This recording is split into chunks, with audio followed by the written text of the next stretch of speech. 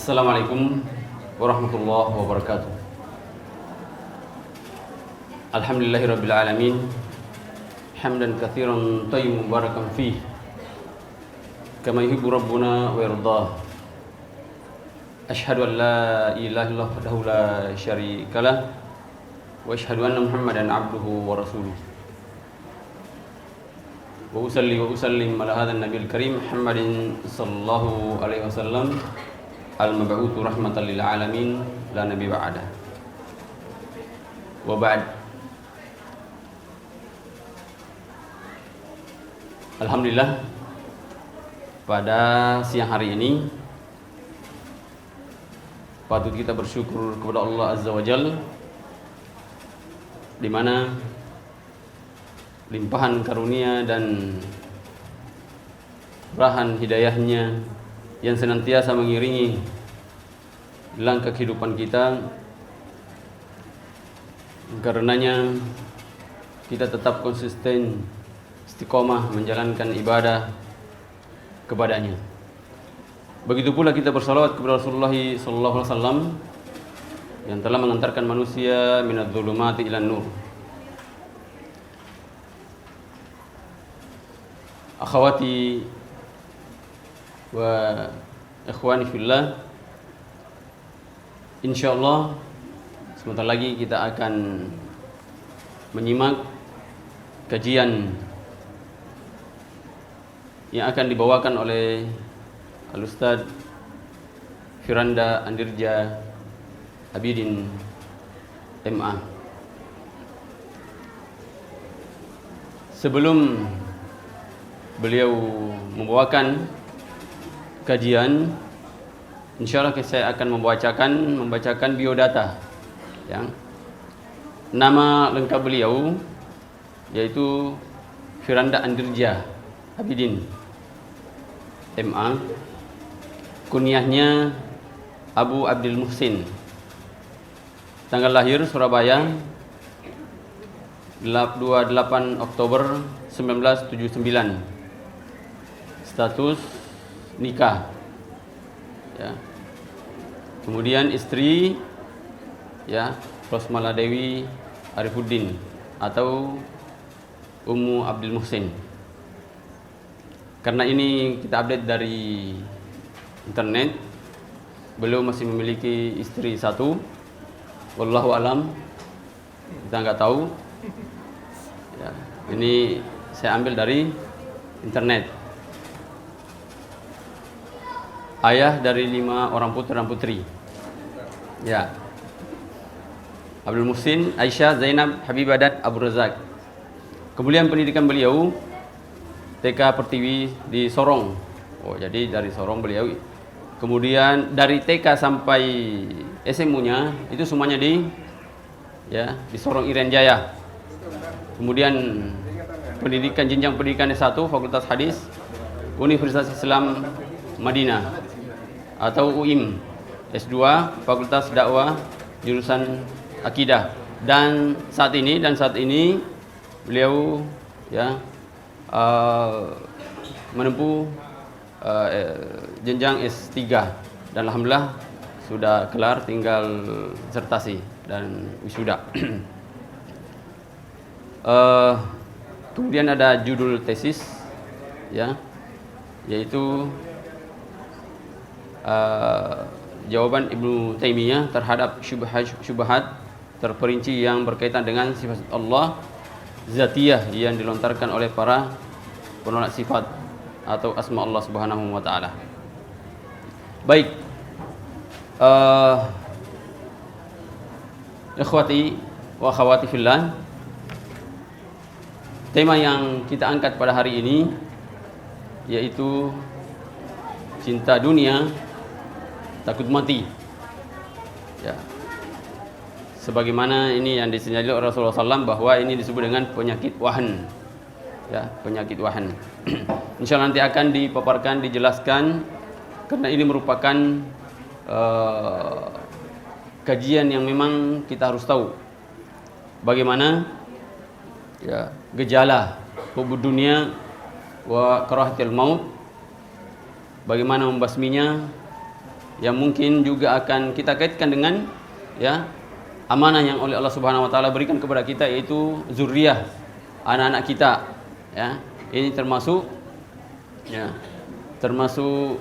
ya al-hub, ya, cinta kepada anak, ya, harta benda, ya, dan materi-materi yang sifatnya duniawi, yang tentunya nanti akan dijelaskan oleh Al-Ustaz. Nah, ini penting untuk kita ketahui, penting dikaji, ya, terutama kita sebagai orang tua, ya, sebagai orang tua yang memang memiliki, yang punya tanggung jawab penuh terhadap ya zuriat kita, anak-anak kita, ya, dan tentu bagaimana mengantarkan anak kita untuk bersama-sama masuk surga, insyaallah, ya.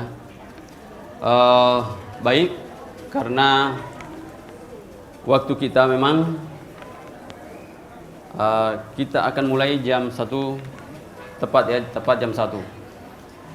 Dan kami akan sampaikan bahwa kajian akan dimulai jam 1 sampai dengan menjelang asar, dan kita akan ya sediakan sesi tanya jawab. Sesi tanya jawab kira-kira 40 menit ya, atau 45 menit, atau mungkin 30 menit, tergantung bagaimana nanti Ustadz akan menjelaskan materi ini ya secara tuntas. Demikian. Kemudian ya adab-adab majelis, mohon ya ibu-ibu ya, dan ini alhamdulillah mungkin nggak ada yang bawa anak kecil ya, jadi kita bisa fokus mendengarkan, menyimak ya, memperhatikan kajian ilmu yang akan disampaikan pada hari ini, insyaallah. Demikian. Karena Ustadz sudah berada di tengah-tengah kita, kepada beliau falyatafaddal masykura. Assalamualaikum warahmatullahi wabarakatuh. Bismillahirrahmanirrahim. Assalamualaikum warahmatullahi wabarakatuh. Alhamdulillahi ala ihsanih wa syukru lahu ala taufiqihi wa amtinanih. Asyhadu an la ilaha illallah wahdahu la syarika lahu ta'ziman li sya'nih. Wa asyhadu anna Muhammadan abduhu wa rasuluhu da'ila ridwanih. Allahumma salli alaihi wa ala alihi wa ashabihi wa ikhwanih. Para hadirin dan hadirat, para ibu-ibu sekalian, para wali-wali murid ya yang dirahmati oleh Allah Subhanahu wa taala.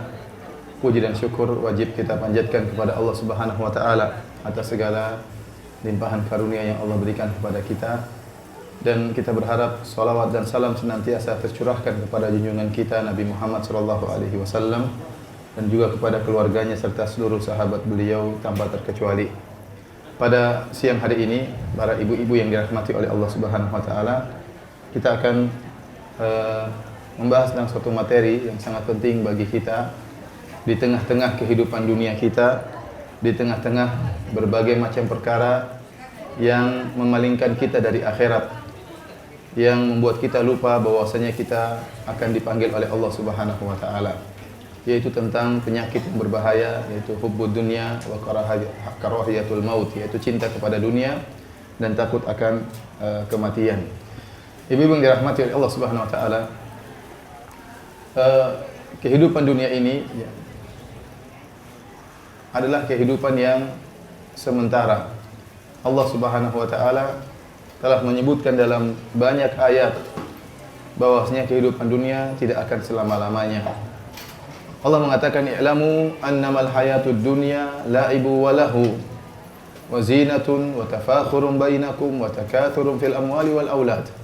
Ketahuilah bahwasanya kehidupan dunia itu hanyalah permainan dan senda gurau, tempat untuk berbangga-banggaan, tempat untuk saling berlomba akan banyaknya harta.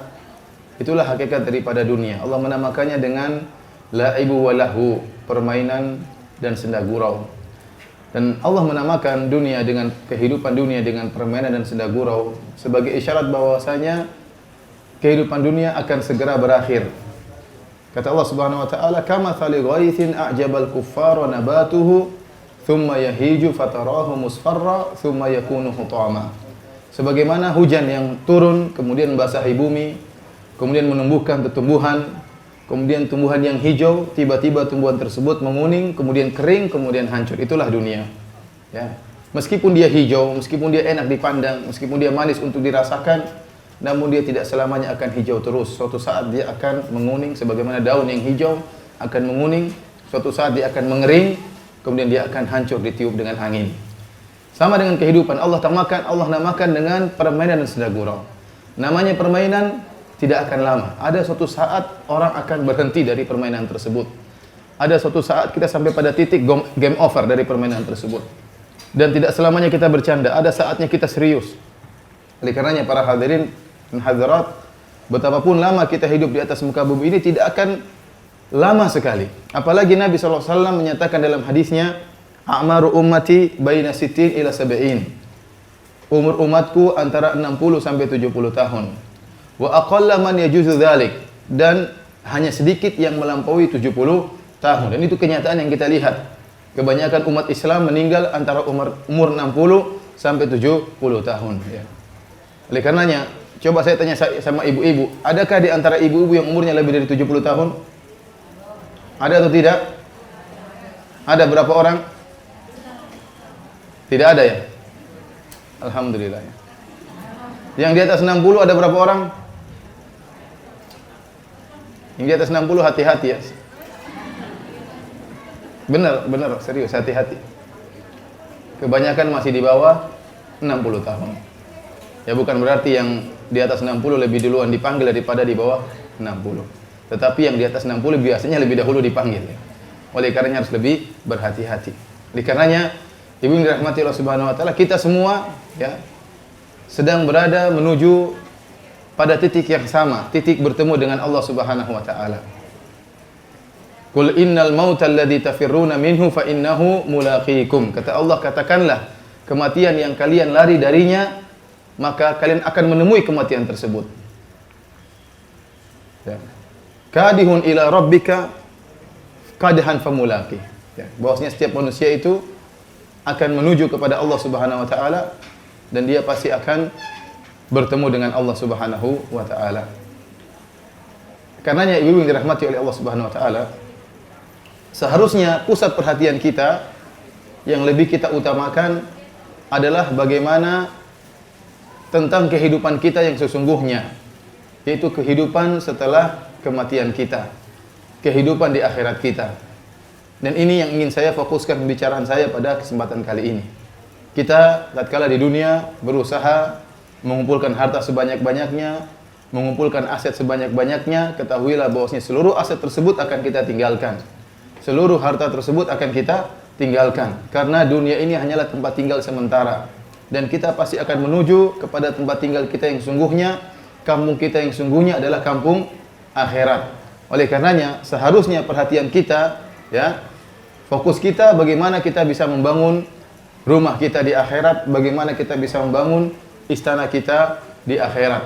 Saya sering sampaikan bahwasanya banyak orang, ya, banyak para suami yang mereka berusaha untuk memberi jaminan kepada anak-anak mereka, masa depan anak-anak mereka, masa depan istri mereka. Mereka sisihkan uang, mereka tabung uang mereka, ya, untuk membelikan rumah buat anak-anak, membelikan rumah buat istri, berikan kendaraan, diberi tabungan setiap anak-anak agar terjamin masa depan anak-anak tersebut. Namun terkadang mereka lupa untuk memberi jaminan untuk diri mereka sendiri di akhirat. Ini yang terjadi, terkadang jadi masalah. Dia lupa bahwasanya selain dia memberi jaminan masa depan anak-anak dan istrinya, dia harus juga memberi jaminan tentang masa depan dia di akhirat. Dia juga harus bersedekah, dia harus juga menyumbang, dia harus membangun istana di akhirat. Dia harus memikirkan masa depan dia. Benar, baik dia memikirkan masa depan anak istrinya, tapi jangan lupa dia memikirkan masa depan dia di akhirat kelak, ya. Dan yang ingin saya fokuskan lagi pada pertemuan kita pada siang hari ini adalah ibu-ibu tentang aset yang paling besar sebagai modal kita tatkala kita bertemu dengan kematian kita. Di antara aset yang paling besar ibu-ibu yang dirahmati oleh Subhanahu wa taala adalah memiliki anak yang soleh, memiliki putri yang solehah. Ini aset yang paling besar yang sangat bermanfaat bagi kita setelah kita meninggal dunia. Oleh karenanya Nabi SAW telah mengisyaratkan hal ini dalam hadisnya. Kata Nabi SAW, "Idza mata ibnu Adam inqata anhu amaluhu. Jika anak Adam meninggal dunia, maka terputuslah seluruh amalannya. Illa min thalath, kecuali dari 3 perkara. Kata Nabi SAW, shadaqatun jariyah, sedekah jariyah. Yang kedua, ilmun yuntafa'u bihi, ilmu yang bermanfaat. Dan yang ketiga, kata Nabi SAW, waladun salihun yad'u lahu, anak soleh yang mendoakannya. Ini aset paling besar setelah kita meninggal dunia. Tatkala kita sudah di kuburan, sudah tidak ada amal yang bisa kita kerjakan. Ya, harta yang kita tinggalkan tidak bermanfaat bagi kita. Yang bermanfaat bagi kita 3, kata Nabi SAW. Sedekah jariyah, ilmu bermanfaat, anak soleh yang mendoakan. Ini isyarat dari Nabi SAW, seorang berusaha untuk menjadikan anak putra-putrinya menjadi putra-putri yang soleh dan solehah. Karena itu aset yang terbesar. Saya katakan aset terbesar di dunia dan aset terbesar di akhirat. Kenapa? Anak yang soleh di dunia membuat kita bahagia, membuat kita tentram, membuat kita tenang. Apalagi di zaman sekarang ini, di mana kerusakan tersebar di mana-mana. Anak-anak rusak, moral mereka rusak, akhlak mereka rusak. Dan ada orang-orang yang sengaja ingin merusak moral anak muda. Ingin merusak moral bangsa, dirusak sejak mereka masih kecil, sehingga tatkala mereka besar, mereka lebih hancur lagi. Ingin merusak bangsa kita, ingin merusak negara kita, dengan merusak moralnya.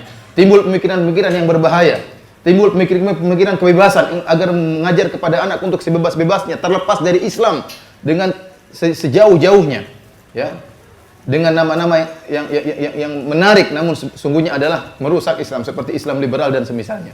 Oleh karenanya, ibu dirahmati Allah Subhanahu Wa Taala, tatkala kita memiliki anak yang soleh dan soleha, kebahagiaan yang luar biasa yang kita rasakan. Kita lihat anak kita ya baca Al-Quran, kita lihat anak kita sholat di masjid, kita lihat anak kita ya nurut sama kita, tidak membantah, tidak membangkang. Ini adalah kenikmatan yang luar biasa. Sebaliknya, tatkala kita memiliki anak yang tidak soleh, maka itu musibah yang luar biasa. Siksaan tersendiri yang kita rasakan. Neraka dunia. Memiliki anak yang kurang ajar, kita perintah dia membangkang, ya, kemudian dia tidak nurut, kemudian dia mungkin mengangkat suara keras di hadapan kita, mencaci maki kita. Saya sempat melihat ada seorang, waktu itu sedang umrah, ya, anaknya diajak. Terus ayahnya ngomong sama anaknya, disuruh sesuatu, atau dia melarang anaknya, maka anaknya berkata dengan bahasa saya lupa bahasanya, tapi saya sedih melihat kondisi seperti itu. Kata anak tersebut, kata dia gimana ya? Emang masalah buat lu, gitu ya? Subhanallah. Dia bilang sama bapaknya, memang apa begitu ya? Memang masalah buat lu. Subhanallah. Anak bapaknya dibuat lu gue, subhanallah. Lu mati gue tahlilin lu ya. Subhanallah. Masa saya lihat ini anak masih kecil bilang sama orang tuanya, ya, kalau saya tidak akan biarkan anak tersebut. Bagaimana dia bisa terdidik mengucapkan kalimat tersebut kepada orang tuanya? Anak kecil harus hormat kepada orang tua, harus diajarkan adab kepada orang tua. Bukan bebas berkata demikian. Emang masalah buat lu. Ini perkataan anak ke anak, sesama anak muda, sesama anak-anak nakal mungkin, tapi kalau anak terhadap orang tua tidak pantas seperti itu. Dan saya katakan tadi, neraka di rumah kita kalau kita lihat anak kita nggak nurut, ya. Disuruh sholat nggak mau sholat, disuruh baca Quran nggak mau baca Quran, minta uang melulu, ngabisin uang, bermain-main, pulang malam dan macam-macam. Ini penderitaan tersendiri. Berbeda tatkala kita melihat anak kita baca Al-Quran pagi hari, apalagi dia baca Quran sendiri, dia mengulangi hafalan Quran. Ini yang bermanfaat bagi kehidupan dia. Ya. Ini yang bermanfaat bagi kita kalau kita sudah meninggal dunia. Karenanya ibu yang dirahmati Allah Subhanahu Wa Taala, ini aset terbesar. Anak soleh dan putri soleha itu aset terbesar bagi kita di dunia dan di akhirat. Apalagi setelah kita meninggal dunia. Apa yang kita butuhkan? Ibu kalau sudah meninggal dunia, ya, lihat dalam kuburan, ya, kulit yang halus sekarang akan menjadi keriput, bahkan akan dimakan dengan cacing, akan rusak, akan menjadi tengkorak. Ya. Harta yang ibu-ibu kumpulkan tidak akan bisa membantu ibu, tidak ada yang dibawa. Ya. Yang sangat bermanfaat bagi ibu hanyalah amal soleh. Kalau ada yang mendoakan, alhamdulillah. Ya. Di antara orang yang setia mendoakan ibu-ibu kalau ibu sudah meninggal dunia adalah anak ibu dan putri ibu yang soleh dan soleha. Ibu mungkin pingin punya anak berhasil dalam dunia, dan itu tidak jadi masalah. Saya pingin anak saya jadi insinyur, pingin anak saya jadi dokter, pingin anak saya jadi direktur, boleh. Tetapi kalau dia tidak dibekali dengan agama, dia tidak akan mendoakan ibu-ibu. Dia sibuk dengan dunianya, dia sibuk dengan kekayaannya. Kapan dia doakan ibu sedangkan dia sendiri tidak sholat? Dia sendiri tidak mendoakan dirinya, kapan sempat mendoakan ibu? Tapi kalau anak ibu berhasil dunia dan akhiratnya juga berhasil, agamanya juga bagus, maka itulah yang akan mendoakan ibu-ibu. Bahkan saya katakan kita IQ-nya jongkok. Suruh belajar matematika nggak nyambung-nyambung, suruh belajar fisika nggak nyambung-nyambung, tapi dia rajin sholat, tapi dia rajin ibadah. Itu yang bermanfaat kalau kita sudah meninggal dunia. Itu yang akan mendoakan kita, yang akan meringankan azab yang kita rasakan seandainya kita diazab oleh Allah Subhanahu Wa Taala dengan doa anak kita. Makanya Nabi SAW mengatakan, kalau anak Adam sudah meninggal dunia, terputus seluruh amalannya, kecuali 3 perkara, diantaranya waladun solihun yad'u lahu, anak soleh yang mendoakan. Baik, ibu-ibu, saya tanya sama ibu-ibu. Kalau ibu-ibu meninggal, saya masih hidup misalnya. Ya, biasanya kan ibu-ibu lebih tua dari saya, biasanya kan. Meskipun bisa jadi saya meninggal lebih dulu, tapi biasanya yang lebih tua meninggal terlebih dahulu. Taruhlah ibu-ibu meninggal, saya belum meninggal, dan saya bukan anak ibu-ibu, dan saya bukan kerabat ibu-ibu. Kalau saya doakan ibu-ibu, bermanfaatkah doa itu tersebut atau tidak? Bermanfaat. Bermanfaat meskipun saya bukan anak ibu-ibu, meskipun saya bukan kerabat, tetapi kalau saya berdoa, ya Allah ampunilah ibu-ibu yang ikut pengajian, ya Allah, ya mereka ini kurang perhatian sama anak-anak mereka, ya Allah, misalnya. Bermanfaat, jawabannya bermanfaat meskipun saya bukan kerabat. Nah, kenapa Nabi SAW mengatakan kalau anak Adam sudah meninggal terputus amalannya kecuali anak soleh yang mendoakannya, padahal selain anaknya kalau mendoakan juga bermanfaat? Paham ibu pertanyaannya? Paham. Jawabannya, para ulama mengatakan ada 2. Yang pertama, kenapa Rasulullah SAW menyebut anak soleh yang mendoakannya, padahal orang lain mendoakan juga bisa? Kenapa? Karena anak soleh lah yang paling setia mendoakan orang tuanya. Kalau ibu-ibu meninggal dunia, siapakah yang akan mendoakan ibu-ibu setia mendoakan setiap hari? Jawabannya ada 3 orang yang ibu harapkan. Yang pertama, orang tua ibu-ibu. Ya, kalau ibu meninggal biasanya orang tua masih doakan ibu-ibu. Tapi biasanya orang tua kita lebih dahulu meninggal daripada kita. Kita yang sering kita doakan siapa? Anak kita atau tidak? Yang sering kita doakan anak kita sama orang tua kita. Ya. Jadi orang tua kita sering mendoakan kita, namun biasanya mereka lebih meninggal terlebih dahulu. Yang sering mendoakan ibu-ibu, suami ibu-ibu.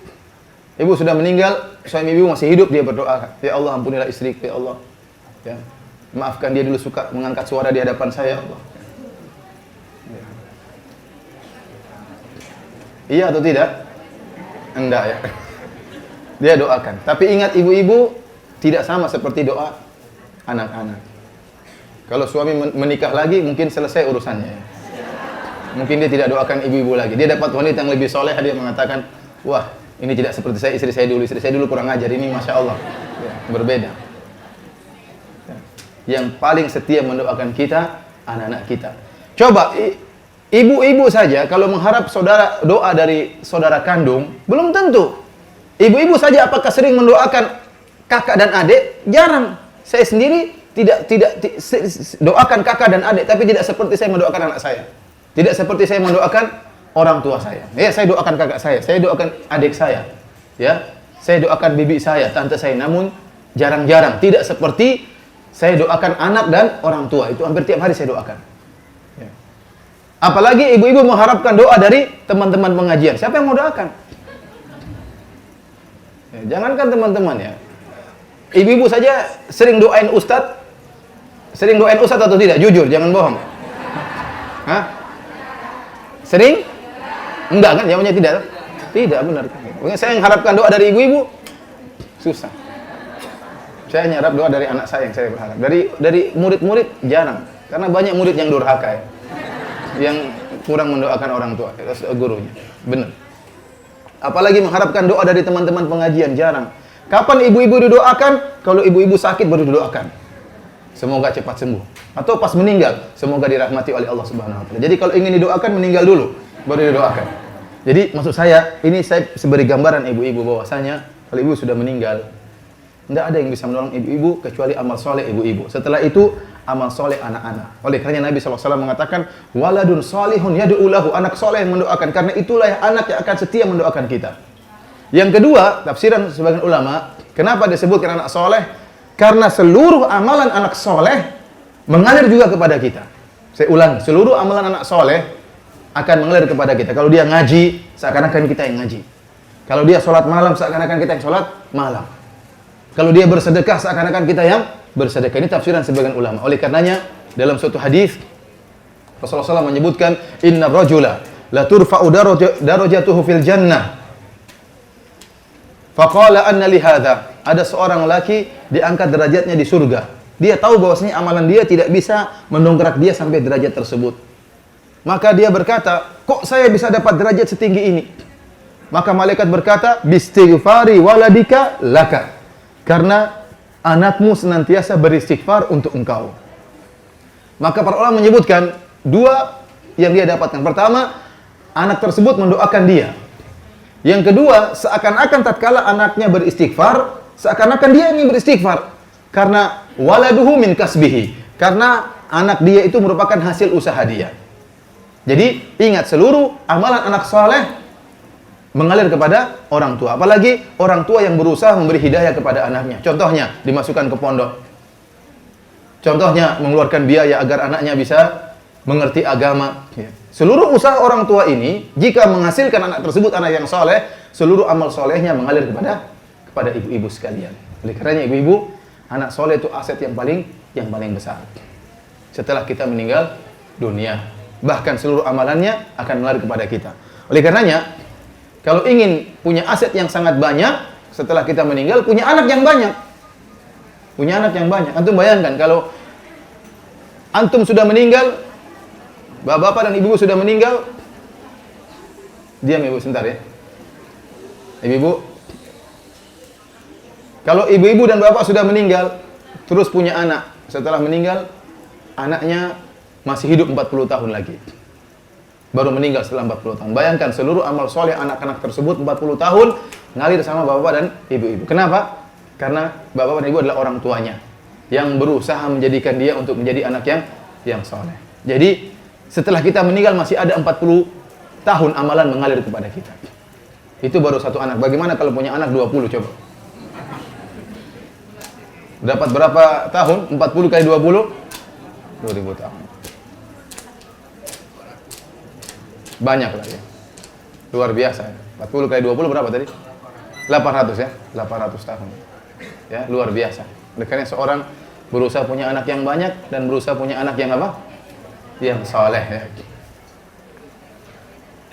Kemudian para hadirin dan hadirat yang dirahmati oleh Allah Subhanahu wa taala, dalam satu ayat Allah menyebutkan tentang di antara keistimewaan anak soleh ataupun keistimewaan orang tua yang soleh. Kata Allah Subhanahu wa taala, "Walladzina amanu wattaba'athum dzurriyyatuhum biimanin alhaqana bihim dzurriyyatahum wa ma alatnahum min amalihim min syai' kullu imri'in bima kasaba rahin." Kata Allah Subhanahu wa taala, dan orang-orang yang beriman kemudian anak-anaknya ikut beriman bersama mereka. Alhaqana bihim dzurriyyatahum. Kata Allah, kami akan angkat anak-anaknya pada derajat orang tuanya. Wa ma alatnahum min amalihim min syai', dan kami tidak akan mengurangi pahala dari orang tuanya. Maksudnya bagaimana? Ini di antara hubungan penting antara anak dan ayah, antara anak dan ibu. Allah menjelaskan, seandainya ada orang tua yang soleh, kemudian dia dimasukkan dalam surga dalam derajat yang tinggi. Surga itu berderajat. Taruhlah misalnya orang tuanya, ayah dan ibunya yang soleh dan soleha masuk di surga derajat yang ke-10. Tingkat yang ke-10. Sementara anaknya yang kurang soleh ternyata di derajat ketiga misalnya. Maka karena Allah ingin memuliakan kedua orang tuanya, Allah angkat anak ini ke derajat yang ke-10. Seharusnya secara logika, kalau Allah ingin mengangkat anaknya dari derajat 3, maka orang tuanya yang derajat 10 diturunkan untuk memberikan sebagian amalannya kepada anak-anaknya supaya bisa ketemu, supaya bisa sinkron. Mestinya orang tuanya misalnya turun kepada peringkat 7, anaknya dari 3 naik ke peringkat apa? 7. Itu seharusnya demikian secara logika, namun tidak. Allah mengatakan, "Wa ma alatnahum min amalihim min syai'," kami tidak akan mengurangi pahala kedua orang tuanya. Jadi anaknya yang derajat 3 dinaikkan ke derajat 10. Dalam hal ini anak yang diuntungkan karena kesolehan kedua orang tuanya. Dan Ibnu Katsir menyebutkan, perkaranya pun sebaliknya. Jika anak-anak yang berada di tingkat 10, orang tua di tingkat 1 hampir masuk neraka jahanam. Karena solehnya anak-anak ini bisa didongkrak ke atas. Karena dalam bahasa Arab zuriyah itu bisa artinya anak-anak, bisa artinya orang tua. Seperti firman Allah Subhanahu wa taala, wa ayatul lahum anna hamalna dzurriyyatahum fil fulkil mashhun. Kata Allah Subhanahu wa taala di antara tanda-tanda kebesaran bagi mereka, kami mengangkat dzurriyyatahum, kami mengangkat dzurriyyah sini bukan artinya anak-anak, tapi nenek moyang mereka, maksudnya Nabi Nuh alaihissalam di atas kapal yang berisi ada isinya. Jadi dzurriyyah dalam bahasa Arab bisa artinya anak-anak, bisa artinya apa? Orang tua. Dari situ sebagian ahli tafsir mengatakan perkaranya pun sebaliknya. Kalau anak-anak kita di derajat 10, sementara kita di derajat nomor 2, kita bisa didongkrak oleh anak-anak naik ke derajat ke 10. Maka kita harus berusaha menjadikan anak kita soleh. Kalau kita juz amma tidak hafal, ya, kita berusaha anak kita ini hafal 30 juz agar kita bisa didongkrak ke surga yang lebih tinggi. Ibu-ibu yang hafal juz 30 coba angkat tangan. Saya rasa tidak ada. Benar kan? Benar ya? Terus hafal juz apa? Juz terong ya, juz anu. Jadi kalau kita berusaha anak kita soleh, makanya memiliki anak soleh dan putri solehah itu aset paling besar bagi kita di dunia maupun di akhirat. Saya katakan, saya ulangi lagi, percuma anak kita berhasil pinter fisika, pinter kimia, direktur ya, dokter tapi nggak soleh, percuma. Kita malah menderita di akhirat ditanya oleh Allah Subhanahu wa taala. Mereka punya harta banyak, kita bangga di depan banyak orang, anak saya nih orang kaya, tapi dia nggak pernah doain kita, percuma. Kita sudah meninggal, dia nggak doain kita, amal kita putus. Tapi kalau anak kita berhasil dunianya, dia seorang dokter tapi dokter yang soleh, ya. Dia seorang direktur yang soleh, dia seorang perawat yang soleha, maka ini kenikmatan luar biasa, menguntungkan kita di dunia maupun di akhirat. Dan di antara kenikmatan surga, kalau kita bisa berkumpul dengan keluarga kita di surga kelak. Ini kenikmatan tersendiri. Seorang kalau masuk surga sudah dapat kenikmatan. Apalagi kalau dia masuk surga bersama anak-anaknya, bersama orang tuanya. Ini kenikmatan lagi di atas kenikmatan. Dan Allah memperhatikan hal ini. Ya, makanya Allah sebutkan dalam surat Ar-Ra'd, "Jannatu adnin yadkhulunaha wa man salaha min abaihim wa azwajihim wa dzurriyyatihim wal malaikatu yadkhuluna 'alaihim min kulli bab. Salamun 'alaikum bima sabartum fa ni'ma 'uqbad dar." Kata Allah Subhanahu wa taala, Jannatu Aden, surga Aden yang mereka masuk di dalamnya bersama orang-orang yang soleh di antara orang tuanya, orang-orang yang soleh di antara istri-istrinya dan suami-suaminya dan anak-anaknya. Ini kenikmatan yang luar biasa. Maka kita harus kerja sama masuk surga bersama-sama, sama suami, sama anak-anak. Kita berusaha untuk masuk surga bersama-sama.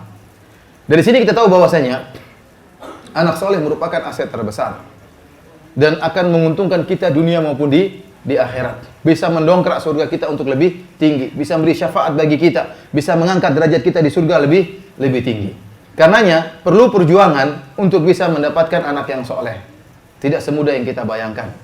Apalagi di zaman sekarang ini di mana godaan begitu banyak, kerusakan begitu banyak, internet di mana-mana. Anak-anak buka internet bisa rusak dalam waktu sebentar. Rasa ingin tahu mereka besar, kalau kita tidak bentengi dengan ya ilmu agama yang kuat, mereka akan mudah rusak. Pergaulan begitu bebasnya. Maka ada beberapa perkara yang saya sampaikan kepada ibu-ibu sekalian agar anak kita bisa menjadi anak yang soleh. Ini adalah usaha. Kita berusaha melakukannya dan semoga Allah menjadikan anak kita anak-anak yang soleh dan solehah. Amin ya rabbal alamin. Di antara perkara ibu-ibu yang membantu kita untuk menjadikan anak kita anak yang soleh, yang pertama dan perkara yang paling penting adalah sering mendoakan mereka. Ya. Ibu-ibu harus sisihkan waktu untuk mendoakan anak-anak. Tatkala sholat malam terutama, tatkala habis sholat sunnah, tatkala habis sholat duha, doakan anak-anak. Khususkan doa khusus buat anak-anak. Dan inilah ciri-ciri para anbiya. Lihat Nabi Ibrahim alaihissalam mendoakan anak-anak mereka. Nabi Ibrahim berdoa, Rabbi ja'alni muqimas salati wa min dzurriyyati. Rabbana wa taqabbal doa. Kata Nabi Ibrahim, Rabbi ja'alni muqimas shalah. Ya Allah, jadikanlah aku penegak salat. Wa min dzurriyyati, dan jadikanlah anak keturunanku juga sebagai penegak salat. Padahal dia seorang nabi. Dia tidak pede, saya kan nabi, anak-anak saya insyaallah menegakkan salat. Tidak, dia mendoakan anak-anaknya. Kemudian mendoakan anak-anak agar terjauhkan dari kesyirikan. Nabi Ibrahim berdoa, wa junubni wa baniya an na'budal asnam. Ya Rabbku, jauhkanlah aku dan anak keturunanku dari penyembahan berhala. Nabi Ibrahim berdoa kepada Allah, ya Allah, jauhkanlah anakku dari kesyirikan. Kita doakan anak kita. Kita menangis di hadapan Allah Subhanahu wa taala. Sekarang mengerikan kondisi ya. kerusakan di luar biasa. Kita lihat di berita-berita menyedihkan. Hal-hal yang tidak pernah kita dengar di zaman dulu, kita dengar zaman sekarang. Anak SD sudah macam-macam ya, mengerikan. Ya. Maka harus khususkan doa. Dan mendoakan anak-anak merupakan ciri para nabi. Dan mendoakan anak-anak ciri para penghuni surga. Allah Subhanahu wa taala dalam surat Al-Furqan menyebutkan tentang ibadur rahman yang mereka adalah para penghuni surga. Wa ibadur rahmanil ladzina yamshuna 'alal ardi hauna wa idza khatabahumul jahiluna qalu salama. Allah sebut tentang para hamba-hamba Ar-Rahman. Allah sebutkan ciri-ciri mereka. Yang di akhirat kata Allah Subhanahu wa taala, ulaika yujzaunal ghurfata bima sabaru. Dan mereka itulah orang-orang yang diberi surga oleh Allah Subhanahu wa taala. Di antara ciri-ciri mereka Allah mengatakan walladzina yaquluna rabbana hab lana min azwajina wa dhurriyyatina qurrata a'yun waj'alna lil muttaqina imama. Kata Allah Subhanahu wa taala, dan orang-orang yang mereka berdoa, ya Rabb kami, anugerahkanlah kepada kami istri-istri yang salehah dan anak-anak yang baik, ya. Penyejuk pandangan, anak-anak yang saleh. Jadi rupanya di antara ciri-ciri penghuni surga mereka berdoa untuk anak-anak mereka. Makanya ibu-ibu sisihkan waktu untuk doain anak-anak. Salat malam jangan malas ya. Bangun malam, salat witir, kemudian angkat tangan berdoa kepada Allah, ya Allah jadikan anakku anak-anak yang saleh, mudahkan mereka hafal Quran ya Allah. Mudahkanlah mereka menjalankan sunnah-sunnah Nabi SAW. Jadikanlah mereka berbakti kepada kedua orang tua mereka. Apalagi kalau ibu sudah tua, anaknya durhaka, sakit hati benar. Benar, tidak dikunjungi. Ibu-ibu saja tahu kalau ibu saja sibuk kan, sibuk kadang tengok orang tua jarang dengan alasan berbagai macam. Telepon orang tua saja kadang jarang. Apalagi mau kasih hadiah sama orang tua jarang. Sementara orang tua ingin dikunjungi oleh anaknya. Apalagi tatkala sudah mencapai masa tua, ingin ada teman ngobrolnya. Ya. Kalau ibu-ibu anak-anak tidak soleh, ibu-ibu akan menderita tatkala di masa tua, ditinggalkan sama anak, dicuekin sama anak, tidak dikunjungi, tidak diajak ngobrol. Bahkan lebih parah lagi, ibu-ibu ditaruh di pantai jompo misalnya, mengerikan. Waliyadzubillah. Oleh karenanya, di antara ciri-ciri penghuni surga mendoakan anak-anak mereka. Jadi sisihkan waktu. Kita berdoa kepada Allah, minta kebaikan dunia, minta kebaikan akhirat, tidak dilarang oleh Allah. Kepada Allah kita meminta. Sisihkan waktu, doain agar anak-anak menjadi anak-anak yang soleh dan solehah. Doakan sejak sekarang, ya Allah mudahkan mereka hafal Quran. Ya Allah mudahkan mereka dalam pendidikan mereka. Jadikanlah mereka sukses dunia dan akhirat. Doakan mereka. Dan doa di antara doa yang dikabulkan oleh Allah Subhanahu wa taala, doaul walid liwaladihi, doa orang tua terhadap anaknya. Makanya kalau saya dalam kesulitan, terus terang saya berapa kali kesulitan langsung saya telepon orang tua saya. Langsung saya telepon. Bu, saya mau begini, doain sekarang Bu, tolong Bu. Begitu Bu saya doakan langsung selesai urusan. Berapa kali saya mengalami demikian. Dalam kondisi tergenting, saya tidak tahu saya berdoa juga, tapi saya bingung mau cari orang kiai soleh juga susah di mana, nggak punya nomor teleponnya. Maka saya telepon ibu saya, karena saya tahu doa orang tua kepada anak dikabulkan. Apalagi doa tersebut doa yang tulus, apalagi dipanjatkan di malam hari, sepertiga malam terakhir setelah sholat malam. Gimana Allah tidak mengabulkan doa orang tua? Saya telepon ibu saya langsung, Bu, gini, tolong doakan. Sekarang Bu, tolong doakan. Alhamdulillah Allah lancarkan seketika kita juga. Seketika itu juga. Oleh karena para hadirin, ya, ibu-ibu sekalian jangan lupa doain anak-anak, terutama sepertiga malam yang terakhir. Kemudian perkara yang kedua, agar anak-anak kita menjadi soleh, kita sendiri berusaha untuk soleh. Kita sendiri berusaha untuk apa? Menjadi wanita soleha, menjadi suami yang soleh. Ya. Karena kalau kita tidak soleh, kita tidak soleha, khawatir hal ini berdampak pada anak-anak kita. Saya sering sampaikan dalil dari surat Al-Kahfi, kisah tentang Nabi Musa dan Nabi Khadir, ya. Kata Allah Subhanahu wa taala, "Fantalaqa hatta idza ataya ahla qaryatin istata'ama ahlaha fa abaw ay yudayyifuhuma fawajada fiha jidaran yuridu ay yanqadha fa aqamah qala law syi'ta lattakhadhta 'alaihi ajra." Dalam surat Al-Kahfi kata Allah Subhanahu wa taala, tatkala Nabi Musa dan Nabi Khadir mereka berdua berjalan sampai di suatu kampung. Lantas Nabi Musa dan Nabi Khadir minta untuk dijamu oleh penduduk kampung tersebut. Kata Allah, fa'abau ayyudayyifuhuma. Ternyata penduduk kampung tersebut tidak menjamu Nabi Musa dan Nabi Khadir. Mereka minta makan, lapar, tidak dikasih makan. Akhirnya mereka meninggalkan kampung tersebut. Tatkala mereka meninggalkan kampung tersebut, Nabi Khadir mendapati ada tembok yang mau jatuh. Maka diluruskan oleh Nabi Khadir. Nabi Musa heran, kenapa engkau membalas ya keburukan dengan kebaikan. Mereka tidak mau kasih makan sama kita, mereka tidak menjamu kita. Sekarang ada bangunan yang mau rusak, kau perbaiki bangunan mereka. Nabi Musa bertanya. Maka Nabi Khadir menjelaskan sebabnya. Dan ini sekedar dalil ya. Lihat Nabi Musa, Nabi Khadir minta makan nggak dikasih. Kurang ajar nggak mereka itu? Bayangkan, Nabi minta makan nggak dikasih. Kurang ajar sekali ya. Oleh karenanya kalau Ustadz minta makan nggak dikasih ya sabar ya. Nabi saja tidak dikasih makan sama. Ini nasihat buat saya ya, bukan buat aku. Jadi Nabi Musa bertanya, kenapa Anda wahai Khadir mendirikan tembok tersebut yang hampir runtuh? Maka Nabi Khadir menjelaskan, wa ammal jidaru fakana li gulamaini yatimaini fil madinati wa kana tahtahu kanzul lahumā wa kana abuhuma shalihan fa arada rabbuka ay yablugha ashuddahuma wa yastakhrija kanzahuma rahmatan min rabbik. Kata Nabi Khadir, adapun tembok ya adalah milik tembok yang miring tadi itu adalah milik dua anak yatim dan di bawah tembok tersebut ternyata ada harta kedua anak yatim tersebut. Kenapa diperbaiki oleh Nabi Khadir? Karena kalau tembok tersebut miring, harta tersebut akan kelihatan, bisa dicuri oleh orang lain. Maka perlu diluruskan lagi supaya harta tersebut tersembunyi. Sehingga nanti kalau mereka sudah dewasa, mereka akan ambil harta tersebut. Kenapa Nabi Khadir melakukan kebaikan itu, memperbaiki tembok tadi kepada yang milik dua anak yatim tadi? Kata Nabi Khadir, wa kana abuhuma shaliha. Karena orang tua dari kedua anak yatim ini adalah orang tua yang soleh. Ayah mereka apa? Soleh. Allah mengirim Nabi Khadir untuk menjaga dua anak yatim. Kenapa? Karena bapaknya apa? Soleh. Ya. Bahkan dalam sebagian riwayat disebut dalam buku-buku tafsir, ternyata ayah mereka itu bukan ayah langsung, tapi ayah nenek yang mereka yang ketujuh, kakek mereka yang ketujuh. Jadi Allah jaga keturunannya 7 turunan. Gara-gara kakek mereka dulu adalah kakek yang soleh. Makanya ibu dirahmati Allah Subhanahu Wa Taala, kalau kita ingin anak-anak kita soleh dan soleha, kita pun berusaha untuk soleh. Istri kita pun berusaha untuk jadi soleha. Bagaimana kita menyuruh anak kita soleh sementara kita tidak soleh? Kita ingin anak kita sholat di masjid sementara kita tidak pernah sholat di masjid. Kita melarang anak kita untuk merokok sementara kita sendiri merokok. Repot seperti itu. Kita ingin anak kita baik sementara kita mencontohkan hal-hal yang tidak baik. Bagaimana mau jadi anak kita anak-anak yang soleh ya?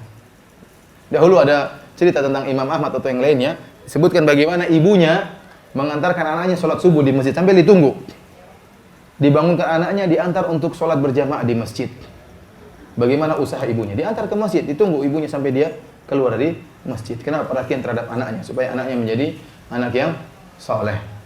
Maka saya katakan kepada bapak-bapak sekalian, kalau ingin anaknya soleh, ajak ke masjid. Kita pun harus ke masjid.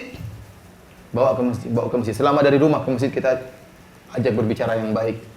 Kita ceramahin, kita ajarin yang hal yang baik sampai di masjid. Nanti masjid jangan ribut, di masjid tenang ya, jangan ngobrol. Masjid bukan tempat ngobrol. Masjid bukan tempat untuk ya ketawa-ketawa, masjid bukan tempat untuk teriak-teriak. Maka setelah itu tatkala mereka sampai di masjid, insyaallah mereka akan sholat dengan tenang. Ya, jadi harus kita contohkan, kita sendiri harus soleh agar anak-anak kita menjadi soleh dan solehah. Ibnul Musayyib rahimahullahu taala pernah sholat dan dia panjangkan sholatnya dan dia mengatakan kepada putranya, inilah azidanna fi sholati min ajlik. Saya ini panjangkan sholat saya demi engkau wahai putraku. Roja'a an uhfadha fika. Saya berharap Allah menjagaku pada dirimu. Artinya Allah menjaga dirimu gara-gara aku. Maka saya harus soleh dan solehah. Ya. Al-Imam Al-Bukhari, ya, ayahnya dikenal adalah seorang laki yang soleh. Tatkala ayahnya akan meninggal, sebagaimana disebut dalam kitab Hadis Sari, muqaddimah dari Sahih Al-Bukhari, ayahnya berkata, saya tidak pernah makan dari hasil yang syubhat. Saya tidak pernah makan dari hasil yang diragukan sama sekali. Seluruh yang saya makan hasilnya halal. Tidak ada perkara hasil dari hasil yang haram, apalagi yang ragu, apalagi yang haram. Maka lihat Allah menjadikan putranya Al-Imam Al-Bukhari. Maka seorang berusaha untuk menjadi seorang yang soleh. Ibu pun demikian. Bagaimana menjadi wanita yang solehah? Taat kepada suami. Ya. Jangan lupa sholat 5 waktu. Kalau semangat lagi jangan lupa sholat qobliyah dan ba'diyah. Jangan tunda-tunda sholat. Ibu suatu saat akan dipanggil oleh Allah Subhanahu Wa Taala, cepat atau lambat. Ya. Kemulusan kulit ibu tidak akan selamanya. Suatu saat akan keriput.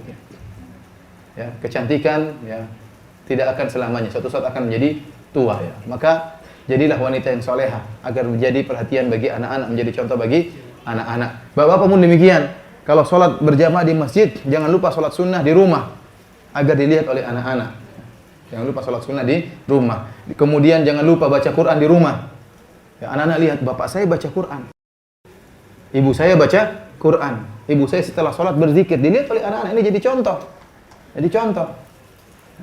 Tapi kalau ibu saya Facebookan, ibu saya WhatsAppan, ibu saya nonton sinetron, itu yang dilihat terus di mana? Di rumah. Gimana mengharap anak soleh? Apa yang dia contoh ibunya seperti itu. Habis WhatsAppan ke mall, terus balik lagi. Nanti sore ke mall lagi. Itu kerjaan apa? Ibu saya. Ditiru oleh anak-anak. Ya. Jalan melulu, tidak betah di rumah, bete di rumah, ya. Pengen jalan-jalan terus. Ya. Itu yang dilihat oleh anak kita bagaimana? Ibu saya tidak pakai jilbab, anaknya suruh pakai jilbab, ibunya tidak pakai jilbab. Bagaimana? Bagaimana mengharapkan anak kita soleh sementara kita seperti itu? Oleh karenanya, di antara hal yang mendasar yang agar anak-anak kita menjadi soleh dan soleh, kita pun berusaha menjadi orang tua yang soleh. Di antara hal yang membantu kita untuk menjadikan anak kita anak yang soleh, ya, yaitu di antaranya, sebagaimana perkataan para ulama, kita berusaha sebagai orang tua adil di antara anak-anak. Harus adil di antara anak-anak. Tidak boleh nggak adil. Ya, kata Rasulullah SAW, "I'dilu baina auladikum." Hendaknya kalian adil di antara anak-anak kalian. Dalam hadis yang sahih, tatkala Bashir radhiyallahu anhu, ada seorang sahabat namanya Bashir, dia memberi hadiah kepada putranya Nu'man. Memberi hadiah kepada putranya Nu'man. Setelah dia memberi hadiah kepada putranya Nu'man, dia pun pergi kepada Nabi SAW. Dia mengatakan, "Ya Rasulullah, jadilah saksi bahwasanya saya telah memberikan hadiah kepada putraku Nu'man." Maka Rasulullah SAW tatkala hendak menjadi saksi atas pemberian hadiah tersebut, Rasulullah SAW bertanya, "Akulla waladika nahaltahu mithla ma nahalta Nu'man?" Apakah seluruh anak-anakmu sudah kau berikan hadiah sebagaimana kau beri hadiah kepada Nu'man? Kata dia, "Tidak ya Rasulullah, cuma kepada Nu'man saya kasih hadiah, yang lainnya enggak." Kata Rasulullah SAW, "Inilah ushidu alal jur." Saya tidak akan menjadi saksi atas perbuatan zalim. Fa ashid ala ghairi, carilah saksi yang lain. Ini perbuatanmu zalim, saya tidak akan jadi saksi. Dalam riwayat yang lain kata Nabi SAW, "Ayasurruka an yakunu ilaika fil birri sawaan?" Apakah kau suka anak-anakmu seluruh anak-anakmu berbakti kepadamu? Kata Nu'man, "Iya ya Rasulullah." Kata Bashir, "Iya ya Rasulullah." Kata Rasulullah SAW, "Kalau begitu berbuatlah adil di antara mereka. Kalau kau ingin semua anak-anakmu berbakti kepadamu, berbuatlah adil di antara mereka." Oleh karenanya orang tua yang tidak adil dalam menyikapi anak-anak menyebabkan terjadinya pertikaian di antara anak-anak dan menjadikan mereka tidak berbakti kepada kedua orang tua. Dan hati-hati ya dalam masalah pemberian hadiah. Anak-anak itu sensi. Anak-anak itu apa? Sensitif ya. Benar ya. Anak saya saja protes. Saya punya anak umur yang kelas 2 SD, protes sama anak saya yang umur 3 tahun. Dia protes. Karena anak saya perempuan yang umur 3 tahun sering saya peluk, sering saya cium. Yang kelas 2 protes, kata dia, Abi kok cium-cium dia terus, saya tidak dicium." Subhanallah, ternyata dalam ciuman aja dia sensitif. Apalagi kalau punya istri 2, lebih parah lagi. Ini anak-anak saja sensitif, apalagi ibu-ibu ya. Ya, namun istri saya cuma 1 ya. Sama dengan bapak-bapak yang lain yang waktu. Jadi, bayangkan anak saya protes. Saya tidak menyangka dia protes akan hal tersebut. Saya pikir dia memandang dengan biasa saja.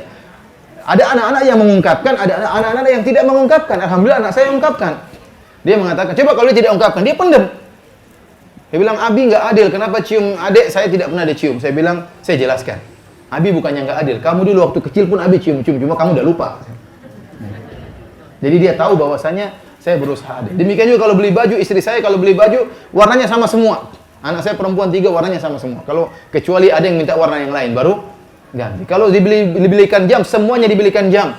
Karena kita ingin mengajari sejak kecil, kita berusaha untuk adil di antara anak-anak. Kalau kita tidak adil, anak-anak akan tidak berbakti kepada kita. Saya tahu ada kasus ya, ini ada orang dekat saya kenal ya. Ribut di antara kakak dan adik. Padahal mereka sudah dewasa dan mereka hidupnya berkecukupan, orang tua mereka kaya. Gara-gara apa? Orang tuanya tidak adil dalam memberi hadiah. Jadi yang kakak diberi tanah di pinggir jalan, bagus untuk usaha. Yang adik diberikan tanah agak dalam. Kurang enak buat usaha. Akhirnya kakaknya buat usaha, yang adik tidak bisa bikin usaha, dia bikin rumah kos-kosan.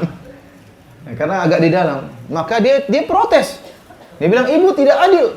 Kakak diberi tanah di pinggir jalan, saya di tanah di bagian dalam. Ibu tidak adil." Akhirnya terjadi bentrok antara anak dan ibu. Bahkan anaknya berkata, "Ibu durhaka sama anak." Ya. Sampai begitu. Dan ini kenyataan benar, tidak main-main. Jadi ada dosa besar yang baru. Bukan dosa besar anak durhaka sama ibu, sekarang ada ibu durhaka sama anak. Ini tidak benar seperti ini. Tidak ada namanya ibu durhaka sama anak. Tapi maksud saya, gara-gara tidak adil memberian sesuatu, tidak adil memberian hadiah, maka akhirnya timbul sikap tidak berbakti kepada kedua orang tua. Dan terus terang, namanya kita orang tua, pasti ada misalnya kita sayang sama semuanya, tapi ada kecenderungan kita sayang kepada salah satunya lebih daripada yang lainnya. Ya.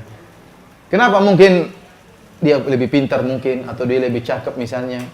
Atau sebaliknya, terkadang ada satu yang kita kurang suka daripada yang lain. Kenapa? Karena ibu-ibu mungkin, saya kurang suka sama anak saya yang keempat. Kenapa? Mukanya mirip bapaknya. Misalnya ya. Enggak lah, kalau semakin mirip bapak semakin sayang harusnya kan. Atau mukanya mirip omnya padahal dia benci sama omnya misalnya. Bisa jadi. Apa salahnya mukanya mirip omnya kemudian dia benci sama omnya? Bukan salah dia. Intinya kecenderungan kepada salah satu anak itu pasti timbul. Ya. Sama seperti kalau seorang punya istri 4, ya, maka dia cenderung kepada salah satunya lebih daripada yang lain, itu mungkin terjadi. Tapi meskipun dia lebih secara hati lebih cinta kepada istri keempat misalnya karena masih muda dibandingkan yang lainnya, ya, bukan berarti kemudian dia tinggalkan yang lain. Tidak boleh. Dia harus adil kepada yang lainnya. Ya. Sebaliknya, dia lebih sayang kepada istri pertamanya daripada istri kedua, ketiga, keempat, maka dia tetap harus adil. Demikian juga kepada anak-anak. Mungkin ada seorang condong kepada salah satu anaknya, maka dia harus adil. Tidak boleh dia berikan hadiah lebih daripada anak-anak yang lain. Ingat ibu-ibu, dalam masalah kebutuhan memang berbeda. Kebutuhan anak yang masih SD berbeda dengan kebutuhan anak yang sudah SMA atau kuliah. Maka dalam hal ini, dalam memenuhi kebutuhan boleh berbeda. Yang anak secukupnya SPP-nya, yang dewasa tentu lebih banyak, jajannya lebih banyak dan keperluannya lebih banyak. Tetapi kalau sudah memberikan hadiah, maka harus sama. Yang tua kita belikan rumah, yang masih kecil pun belikan rumah. Ingat ya, karena kalau kita meninggal ternyata rumah sudah kita berikan kepada yang tua, yang anak nggak dapat, ini kita tidak adil. Harus dibelikan. Yang besar dibelikan mobil, yang kecil pun dibelikan mobil. Kalau enggak, kita siapkan uang untuk dia belikan mobil di suatu hari. Karena itu hak dia. Oleh karenanya, keadilan dalam mendidik anak-anak sangat perlu agar anak-anak kita menjadi anak-anak yang soleh dan soleha. Di antara hal yang perlu kita perhatikan agar anak-anak kita menjadi anak-anak yang soleh, jangan sampai kita bertengkar di hadapan anak-anak kita. Jangan sampai kita bertengkar di hadapan anak-anak kita. Kita harus bisa menjaga diri, menahan diri. Kalau kita lagi marah sama istri kita, jangan kita bentak istri kita di hadapan anak-anak. Sebaliknya, kalau seorang wanita sedang marah pada suaminya, jangan dia mengangkat suara di hadapan anak-anaknya. Ditunda. Anak-anak membanggakan kita. Kita sebagai orang tuanya yang dia banggakan. Dia tahu bahwasanya ayahnya adalah ayah yang baik. Dia tahu ibunya yang baik, yang nurut kepada bapaknya. Tetapi tatkala kita bertengkar di hadapan anak-anak, maka ini semua bisa buyar. Semua ini bisa buyar. Dan psikologi anak-anak sangat tidak baik. Sangat tidak baik tatkala melihat kita bertengkar. Tatkala kita nasihat, dia tidak mau mendengar lagi. Kenapa? Karena dia tahu bapak saya jahat pukul ibu saya. Ngapain saya dengar nasihat daripada bapak? Sebaliknya, dia kalau tahu ibunya suka bentak-bentak bapaknya, tidak mendengar dari ibunya. Kenapa? Ibunya suka membentak-bentak bapaknya. Dia kurang perhatian. Tapi kalau kita memperlihatkan kepada anak kita adalah keluarga yang harmonis, namanya pertikaian pasti ada. Tapi jangan dinampakkan di hadapan anak-anak. Kita bisa menahan emosi. Jangan setiap kita emosi langsung kita keluarkan. Lihat dulu kondisi. Ada anak-anak, jangan. Kita masuk ke dalam kamar, baru kita habisi istri kita, enggak apa-apa. Maksudnya diceramain, bukan dipukul ya. Diceramain ya. Sebenarnya juga gitu, kalau kita lagi marah sama suami kita, jangan di hadapan anak-anak. Nanti masuk kamar, baru kita ceramai suami kita. Ini. Kemudian di antara hal yang membantu kita untuk menjadikan anak kita soleh dan soleha, ya, adalah menggunakan metode targhib wa tarhib, yaitu metode memotivasi dan memperingatkan. Jadi anak-anak itu harus ada hukuman dan ganjaran. Kalau mereka berbuat kebajikan, maka kita berusaha memberi penilaian terhadap kebaikan tersebut. Memberi penilaian terhadap kebaikan tersebut. Apakah dengan kata-kata ataukah dengan materi. Misalnya kita mengatakan, anak-anak siapa yang hafal juz 30, nanti Abi belikan sepeda. Tidak apa-apa seperti itu, kita motivasi anak-anak. Kalau mereka sudah hafal juz 30, lapor, ayah saya sudah hafal juz 30. Ya udah, kita belikan sepeda dan kita sampaikan, wahai nak, sepeda yang ayah belikan ini nilainya kecil dibandingkan dengan apa yang Allah siapkan buat engkau karena sudah menghafal juz 30. Kemudian kalau kita tidak bisa memberi dengan materi, ya, jangan lupa dengan penghargaan berupa kata-kata yang baik. Contohnya para ibu-ibu melihat putrinya mungkin sedang merapikan tempat tidur. Rapi, bersih, maka hendaknya dia puji anaknya.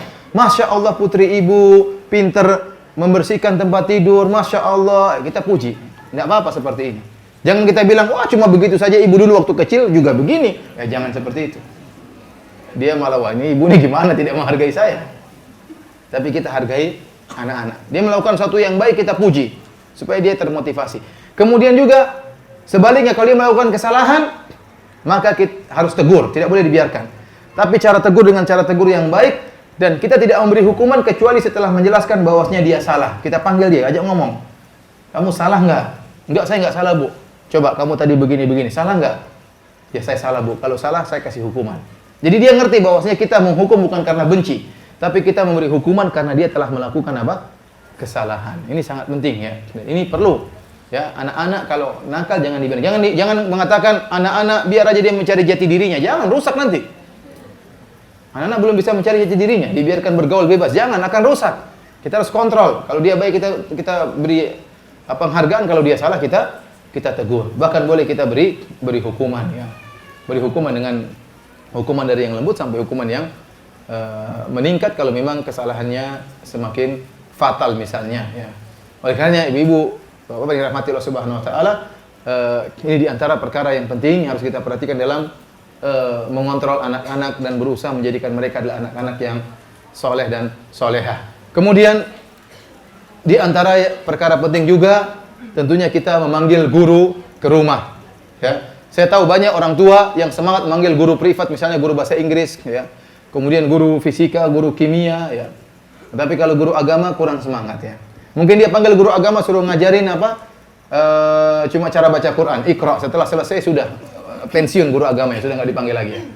Padahal anak-anak sangat butuh juga dengan ilmu agama. Makanya sungguh bahagia tatkala saya melihat banyak orang tua wali murid ya, Masya Allah ibu-ibu menitipkan anak-anaknya di sekolah JIS ya, Jakarta Islamic School ya. Ya, alhamdulillah. Ini usaha yang baik. Ingatlah, duit yang ibu-ibu keluarkan itu sudah pada tempatnya. Kita keluarkan uang untuk agama anak kita, itu sedekah pada tempatnya. Jangan pernah merasa rugi ya. Kita kumpulkan uang untuk umrohkan mereka, itu uang dikeluarkan pada tempatnya. Kita kumpulkan uang untuk manggil guru ngaji, kita bayar guru ngaji tersebut, ini sedekah pada tempatnya. Karena kita ingin memiliki aset yang terbaik, yaitu anak yang soleh dan solehah. Namun ingat, ya, pondok, pesantren, sekolah Islam itu hanya sarana. Pertanggung jawabnya tetap kembali kepada orang tua. Karena sebagian orang tua mentang-mentang anaknya sudah taruh di pondok, pokoknya harus berhasil pondok tersebut. Kalau ada kesalahan, pondoknya yang disalah-salahin. Sebagian orang tua seperti itu. Tidak semua, tapi banyak. Ya. Oleh karenanya, tidak boleh seperti itu. Ingat, yang Allah tanya adalah kita. Bahkan saya sering sampaikan kepada dalam pengajian-pengajian, kalau ibu-ibu dan bapak-bapak punya anak-anak di pondok, jangan dibiarkan begitu saja. Harus ada kontak bahwa itu anak bapak dan anak ibu. Kunjungi, kalau ada waktu kunjungi setiap sebulan sekali, kalau enggak 2 bulan sekali. Kalau enggak kunjungi, paling tidak telepon. Kita menunjukkan bahwasanya kita orang tua. Bukan tugas orang tua kita serahkan kepada pondok. Tidak, kita tetap orang tua. Ini hanya titipan. Mereka menjadi partner kita dalam mendidik anak-anak, tapi tanggung jawab tetap kepada kita. Maka tunjukkan kita sebagai orang tua, tetap kontak dengan mereka, perhatian terhadap mereka, beri apresiasi kepada mereka. Kalau mereka berhasil, kasih hadiah, kasih penghargaan. Kalau mereka salah, ditegur. Dan tanya kepada wali kelas bagaimana perkembangan anak saya. Harus ada seperti itu, kontak. Bagaimana perkembangan anak saya? Bagaimana hafalannya? Bagaimana fisikanya? Bagaimana kimianya? Apa kekurangannya? Apa yang saya bisa bantu? Jangan sudah letak nih duit, urus anak saya. Nggak bisa seperti itu. Nggak bisa seperti itu. Orang tua yang tidak benar seperti itu. Jadi orang pondok membantu, sekolah membantu, tapi tetap tanggung jawab kepada orang tua. Dan yang lebih parah, ada sebagian orang tua pondoknya sudah bagus-bagusin, dia rusak di rumah. Ada seperti itu.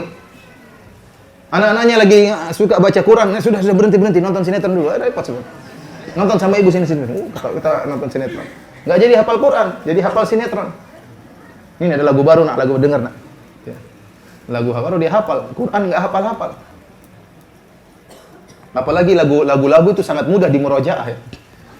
Diulang ya. Al-Quran itu kita ngulang-ulang, apa tadi kemarin lupa. Lagu cuma satu nada kita ingat semuanya langsung. Oleh karenanya ya, jangan kita merusak apa yang telah diusahakan oleh guru-guru anak-anak kita. Ingat, tanggung jawab berada di tangan kedua orang tua. Bahkan boleh saya katakan tanggung jawab ibu bisa jadi lebih besar daripada tanggung jawab ayah. Kenapa? Ayah mencari nafkah, suami mencari nafkah. Yang di rumah bersama anak adalah ibu, adalah uminya, ibunya. Maka pertanggungjawaban tentang moral anak-anak semakin besar terhadap seorang ibu. Oleh karenanya, ibu sekalian ya, berusahalah menjadi istri yang solehah, menjadi ibunda yang solehah ya. Bekerja keras untuk bisa menjadikan anak-anak ibu-ibu menjadi anak yang soleh, karena itu aset terbesar. Aset terbesar. Jangan lupa tadi saya katakan, doakan anak-anak terutama di sholat malam ya. Bangun sama suami, sholat malam bareng-bareng. Kenikmatan yang luar biasa. Ya, jangan sama suami sekedar nonton bareng-bareng, ke mall bareng-bareng, ya itu nggak jadi masalah, ke mall bareng-bareng. Tetapi coba kalau bangun malam bareng-bareng, luar biasa nikmatnya. Apa kata Nabi SAW? Rahimallahu imra'an qama minal lail fasalla. Semoga Allah merahmati seorang lelaki yang dia bangun di malam hari kemudian dia sholat, ya. Wa aiqadha ahlahu, kemudian dia bangunkan istrinya. Fasallat, kemudian istrinya sholat. Fa in abad nadaha ala wajhiha alma. Kalau istrinya tidak mau bangun, maka dia percikan air di wajah istrinya supaya istrinya bangun sholat malam. Sebaliknya, wa rahimallahu imra'atan, dan semoga Allah merahmati seorang wanita. Qamat minal lail, dia bangun di malam hari. Ingat, wanita bangun di malam. Fasallat, kemudian dia sholat malam. Suaminya masih tidur, dia sholat malam lebih dahulu. Kemudian dia bangunkan suaminya, suruh sholat malam. Kalau suaminya tidak mau bangun, dia percikan air di wajah suaminya supaya bangun sholat malam. Jadi perlu kerjasama sama suami. Nanti malam coba bilang suami, Mas, saya siapkan air segayung Mas ya. Ya, nanti malam Mas bangun ya Mas ya. Kalau enggak, saya percikan wajah Mas. Kalau Mas duluan bangun, Mas yang percikan wajah saya. Oke? Tanda tangan, udah. Coba. Nikmat luar biasa. Ya. Kalau enggak bangun-bangun, saya guyur loh Mas, gitu. Terserah ya. Bagaimana caranya? Jadi jangan marah ya kalau nanti malam saya bangunkan. Tidak usah panjang-panjang, saya tidak suruh ibu bangun sholat setengah jam, saya cuma minta 15 menit. Bangun, sholat witir 3 rakaat saja. Kemudian berdoa kepada ya Allah, jadikanlah anakku soleh ya Allah. Jadikanlah suami yang soleh. Jadikanlah kami bertemu bersama-sama di surga kelak ya Allah. Doa dengan menangis, insya Allah Allah akan kabulkan. Demikianlah para hadirin dan hadirat yang dirahmati Allah Subhanahu Wa Taala. Ini yang ingin saya sampaikan pada kesempatan kali ini, agar kita sadar bahwasanya anak-anak kita, buah hati kita, itu adalah harapan kita yang sangat besar. Bahwasanya mereka adalah aset terbesar bagi kita, kebahagiaan kita di dunia dan akhirat. Kita berletih-letih mendidik mereka, kita bersusah-susah mengajari mereka, tapi itu semua demi masa depan kita. Sebenarnya kita berletih-letih mendidik mereka, keuntungannya untuk kita sendiri. Kenapa? Amalan soleh mereka ngalir kepada kita. Kalau kita sudah meninggal, mereka yang doakan kita. Kalau mereka masuk surga derajatnya lebih tinggi, kita akan ikut dengan surga mereka. Ini adalah aset yang luar biasa yang harus kita berjuang untuk bisa menghasilkannya. Wallahu ta'ala bisawab. Ibu sekalian, Bapak sekalian, kalau ada yang bertanya, saya persilahkan. Wallahu ta'ala alam bisawab.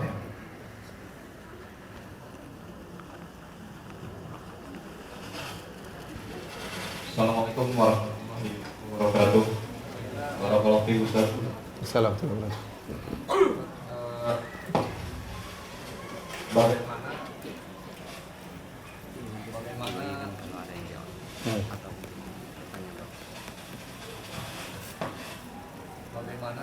Nggak usah pakai mic, langsung aja. Nanti saya ulangi. Bagaimana kedudukan orang tua ketika dia setelah mendidik anaknya menjadi soleh atau soleha, Anaknya nakal. anak tersebut lahir di luar nikah, Ustaz. Tapi anak tersebut dididik menjadi anak yang soleh atau Iya. soleha. Iya. Bagaimana kedudukan anak tersebut dan orang tuanya, Ustaz? Kalau ternyata ada dua orang tua yang masa lalunya pernah terjerumus dalam kemaksiatan, misalnya berzina, akhirnya memiliki anak zina. Ya. Anak zina adalah anak yang lahir dari pernikahan yang tidak sah atau dari perzinahan. Ya. Dan ini banyak terjadi di tanah air kita. Setelah hamil baru dinikahi. Ulama sepakat bahwasanya anak tersebut yang dalam perut maka itu bukan anak sahnya, tidak boleh karena itu lahir dari hasil apa? Yang haram ya. Maka tidak boleh dinisbahkan kepada bapaknya. Tidak boleh dikatakan fulan bin fulan karena itu bukan bapaknya. Karena itu dari mani yang haram. Nah, kemudian kedua orang tuanya bertobat dan manusia bisa melakukan kesalahan. Ya. Dan kemudian dia bertobat kepada Allah Subhanahu wa taala. Kemudian dia dengan istrinya berusaha mendidik anak haram ini atau anak dari hasil zina tersebut. Sampai akhirnya anak tersebut menjadi anak yang soleh.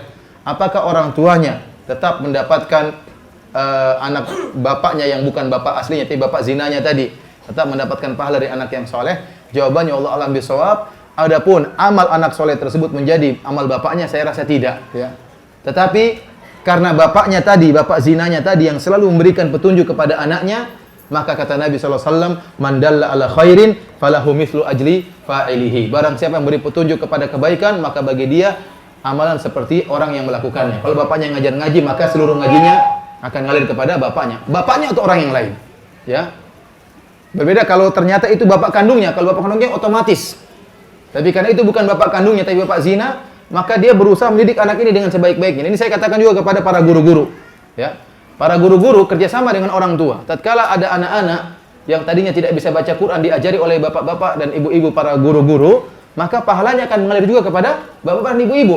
Mengalir juga kepada orang tuanya yang mengantarkan ke sekolah, yang biaya sekolah. Kemudian bapak dan guru-guru yang ngajar dia bisa menghafal Quran, akhirnya pahalanya juga mengalir kepada guru-guru tersebut. Maka meskipun bapak ini bapak zina, kemudian dia mengajari anak tersebut jadi anak yang soleh, insya Allah pahalanya juga mengalir karena itu hasil dari dakwah dia kepada anaknya. Wallahu alam bissawab.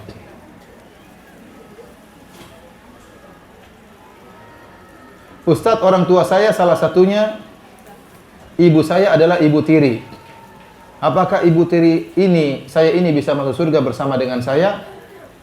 Karena ibu kandung saya telah keluar dari Islam dan dikarenakan akhlak ibu tiri saya yang begitu baik. Maka sering doain ibu kita. Kita diperintahkan untuk berbuat baik kepada orang yang berbakti, berbuat baik kepada kita. Apalagi ibu tiri kita ini sejak kecil sudah merawat kita, sudah berkorban seakan-akan kita anak sendiri. Maka kita banyak mendoakannya. Adapun orang tua kita ibu kita yang keluar dari Islam, tidak boleh kita mendoakan ampunan baginya. Kita hanya mendoakan, ya Allah semoga ibu saya dapat hidayah. Kalau dia masih hidup, datangi ibu yang kandung tersebut. Dakwahi dia. Kapan? Kalau kita sudah punya ilmu. Sekarang kalau anaknya masih belajar yang baik. Sampai dia punya ilmu, dia bisa mendakwahi ibunya, kira-kira temui ibunya, dakwahi ibunya. Sampaikan tentang Islam, sampaikan bahwasanya agama dia terus agama yang tidak benar. Sampaikan. Dan ini adalah bentuk berbakti kepada orang tua yang luar biasa. Kalau ibunya masuk Islam, maka luar biasa. Tapi seandainya ibunya meninggal dalam kondisi musyrik, maka tidak boleh didoakan ampunan bagi ibunya. Maka kalau kita punya ibu tiri yang baik, sering kita doakan, dan mudah-mudahan Allah mengabulkan doa kita. Kita berdoa, ya Allah masukkan saya dan ibu tiri saya dalam apa? Dalam surga. Dan Allah Maha mengabulkan doa. Allah alam bisawab.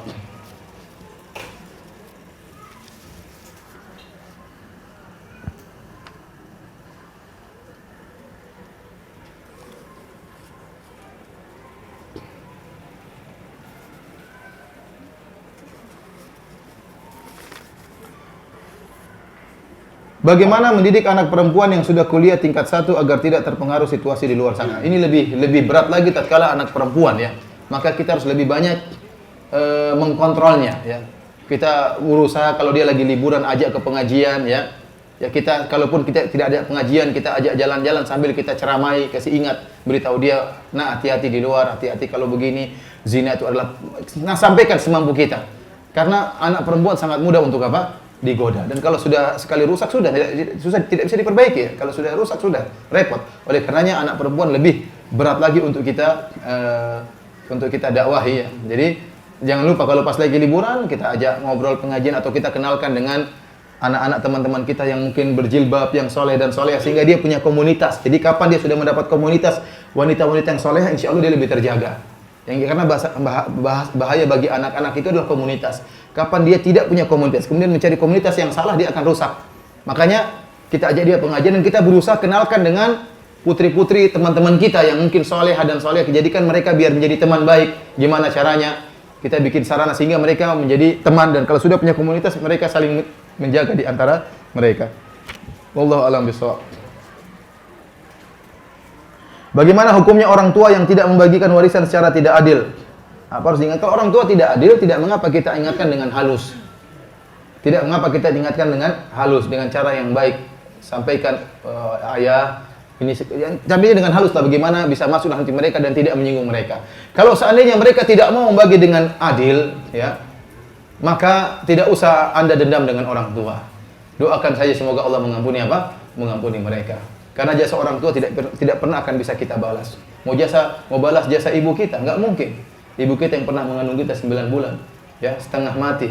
Ya, tatkala akan melahirkan, bertarung antara hidup dan mati, ya, muntah-muntah, susah pertama, bed rest terkadang sampai diimpus, ya, ini makan yang enak tidak bisa dia makan gara-gara kita. Terkadang ada yang tidak enak harus dia makan demi untuk asupan gizi kepada kita yang masih di dalam. Oleh karenanya saya katakan orang tua tidak bisa kita balas jasa mereka, meskipun mereka misalnya zalim kepada kita, kita maafkan. Kita doakan kepada Allah agar Allah beri hidayah kepada dia. Tidak usah dendam.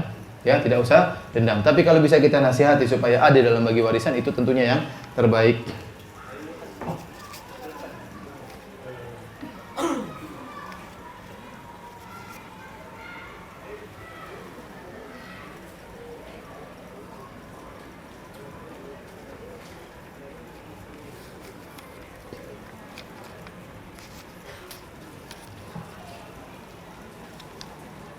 Bagaimana hukumnya dalam Islam membatasi jumlah anak agar bertujuan menghasilkan anak yang berkualitas, soleh dan soleha?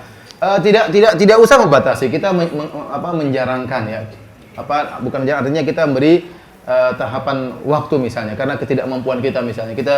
Misalnya istri kita melahirkan 3 tahun sekali, ya. Nggak jadi masalah, ya. Tapi jangan batasi cuma 2 saja. Aduh. Dan sekarang banyak teman saya yang menyesal, ya. Dulu cuma 2 saja, kenapa nggak 5 sekarang? Ya. Kenapa nggak 7? Kenapa nggak 13 katanya? Tapi kita menjarangkan, artinya kita mengatur. Sekarang melahirkan, 3 tahun berikutnya melahirkan. Terutama kalau istri kita lelah dan kita ingin bisa mendidik anak kita dengan sebaik-baiknya. Karena kondisi sekarang tidak seperti zaman dahulu. Kalau kita lihat zaman sahabat, ya mudah kondisinya, masjid, kondisi soleh dan soleha mudah. Sekarang tidak demikian, karena butuh ekstra untuk bisa mendidik anak-anak. Tapi jangan dibatasi cuma 2 saja, ya. Cuma 3 saja misalnya, tidak, ya. Kita berusaha, kalau memang umur sudah tidak mendukung untuk punya anak lagi, itu di luar kemampuan kita. Tapi kita berusaha menjarangkan menata, ya, tahun kelahiran anak-anak kita.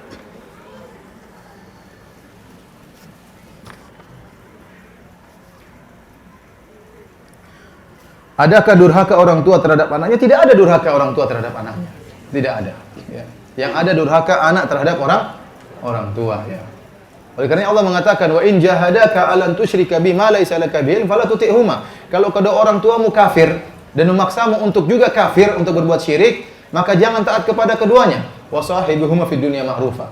Tapi tetap menggauli kedua orang tuanya dengan cara yang baik. Oleh karenanya kalau ada 2 orang tua yang jahat, nyuruh kita musyrik, ini kurang ajar. Seperti apa lagi? Seperti ini kurang ajar tingkat tinggi, ya. Nyuruh anaknya apa? Syirik. Itu pun kita diperintahkan berbuat baik kepada kedua orang tua, meskipun mereka demikian. Maksud saya, orang tua mungkin zalimi kita, mungkin tidak ada dalam bagi hadiah kepada anak-anaknya, mungkin kita tidak dikasih nafkah, mungkin sejak kecil kita ditinggal, biarin aja. Itu urusannya dengan Allah Subhanahu wa taala. Kita sebagai anak berbakti berusaha membalas kebaikannya. Ya, berusaha kita cari dia, berusaha kita doakan agar Allah mengampuninya. Bagaimanapun dia orang tua, kalau tidak ada dia, kita tidak akan muncul di atas muka bumi ini. Ya, cukup dia telah berusaha waktu kita kecil, dia kerja keras, apalagi ayah kita bekerja keras dengan susah payah di bawah terik matahari, malu bekerja dengan orang demi untuk beri nafkah kepada kita waktu kita masih kecil. Ibu kita cukup mengandung kita, sudah tidak bisa kita balas kebaikannya. Jadi maksud saya, bagaimanapun kondisi orang tua, apakah dia menzalimi kita, tetap kita bersabar dan kita berusaha berbakti kepada kedua orang tua.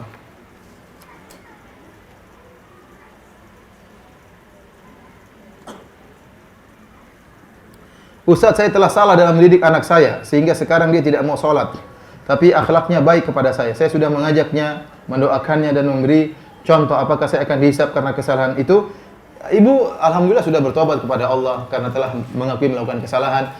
Yang sekarang tugas ibu adalah terus mendakwahi dia, mendoakan dia, carikan komunitas yang baik, kenalkan sama orang-orang yang soleh, ya. Bilang tolong antar ibu ke pengajian misalnya. Bagaimana caranya lah supaya dia mungkin tertarik dengan pengajian misalnya. Kalau ibu sudah berusaha semaksimal mungkin dan anak tetap tidak soleh, maka ibu tidak bertanggung jawab lagi, ya, karena itu sudah di luar kemampuan. Kata Allah, fattaqullaha mastata'tum. Bertakwalah semampumu. Ibu sudah berusaha mendakwahkannya, ibu sudah berusaha mendoakannya, tetap dia tidak beriman, maka itu tentu hidayah di tangan Allah. Nabi Nuh alaihissalam berdakwah 950 tahun, putranya tetap kafir, istrinya tetap apa? Kafirah, ya. Tapi Allah tidak murka kepada Nabi Nuh. Kenapa? Nabi Nuh sudah berusaha semaksimal mungkin. Ustadz, bolehkah kita menyedekahkan harta waris ayah dan ibu atas nama kedua orang tua? Apa kepalanya akan sampai? Jadi di antara amalan yang bisa kita lakukan untuk kedua orang tua setelah orang tua meninggal, di antaranya kita doakan, di antaranya kita bersedekah atas nama orang tua. Jadi misalnya orang tua meninggal, dia meninggalkan harta waris. Lihat bagian kita berapa? Kalau kita dapat bagian kita bagikan. Kakak kita dapat, adik kita dapat berapa? Nenek kita dapat, kayak kita dapat. Nah, kalau kita sudah dapat harta warisan, itu bukan harta orang tua lagi, itu harta kita sekarang. Nah, kalau kita sedekahkan atas nama orang tua, sampai kepada orang tua. Sampai kepada orang tua. Ya. Atau sekarang kita keluar, ada orang miskin, kita kasih duit. Orang miskin. Niatnya untuk orang tua akan sampai. Ini ijma ulama. Bahwasanya sedekah atas nama orang yang sudah meninggal akan sampai kepada orang yang sudah meninggal. Maka kalau kita bisa kompak sama kakak adik ayo kita kumpulkan uang, kita bangun masjid atas nama orang tua. Luar biasa. Kita berbakti kepada kedua orang tua.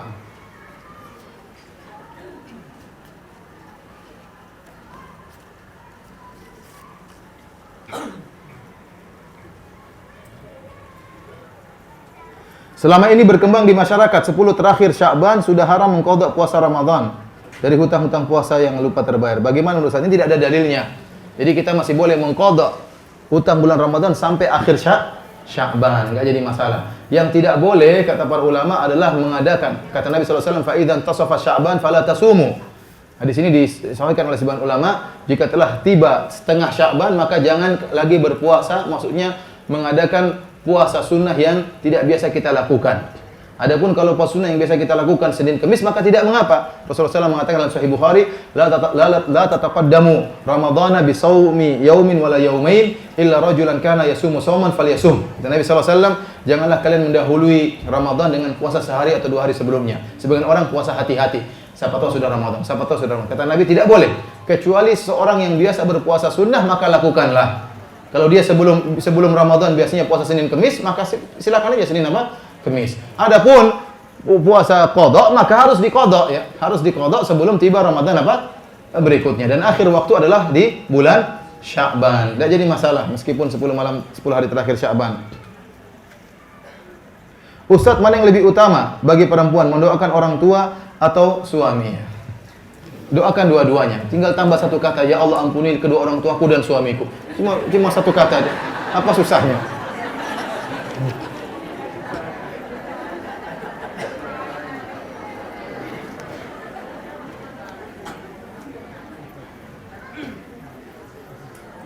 Apabila orang tua tidak soleh, sedangkan anak kita soleh dari usahanya sendiri, apakah orang tua mendapatkan manfaat kesalahan anak ini? Sebenarnya mengatakan iya, ya. Karena bagaimanapun anak soleh min kasbi. Jadi anak soleh adalah hasil daripada dia. Dan ini adalah keistimewaan. Tatkala orang tuanya mungkin tidak soleh, ya, tetapi anaknya soleha, maka tetap bermanfaat bagi orang tuanya. Ya. Tetap kalau dia sering doakan orang tuanya, tetap bermanfaat, ya. Karena dia adalah hasil dari orang tuanya. Dan orang tua mana yang ingin anaknya tidak soleh? Namanya orang tua pasti ingin anaknya apa? Soleh. Mungkin dia kurang dalam mengusahakan, tapi dia hatinya ingin anaknya baik.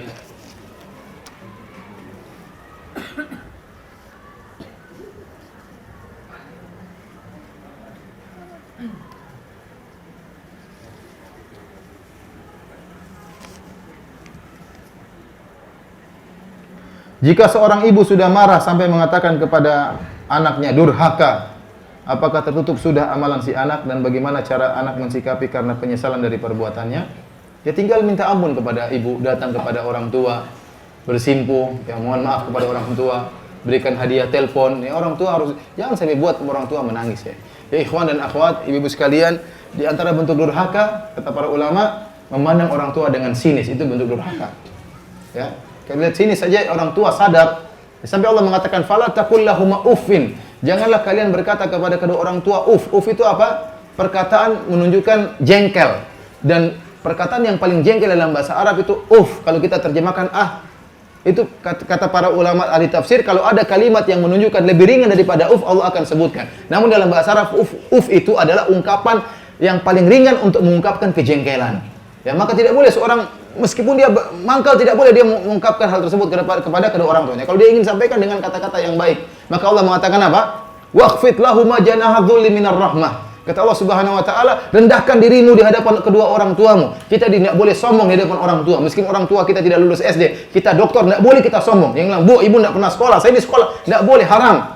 Harus rendah di hadapan kedua orang tua. Kita dulu dalam kandungannya, kita dalam perutnya. Dulu dia mencari nafkah untuk menghidupi kita. Kalau ayah kita tidak cari makan, kita mati mungkin. Oleh karena para hadirin Allah Subhanahu wa taala, kepada kedua orang tua harus mengalah, ya. Apalagi sampai buat orang tua murka. Melirik saja dengan pandangan yang sinis itu bentuk durhaka. Apalagi yang buat orang tua menangis. Yang lebih parah lagi. Apalagi sampai orang tua mengatakan kamu durhaka. Maka kalau kita memang salah, kita menyesal, segera datang ke orang tua, minta ampun kepada kedua orang tua. Sebelum maut menjemput kita atau mau menjemput orang tua, sehingga yang ada sekedar penyesalan. Ya, masih ada waktu, orang tua masih hidup, datang, kasih hadiah. Belikan emas, belikan hadiah, belikan mobil kalau perlu. Ya, supaya orang tua apa? Senang.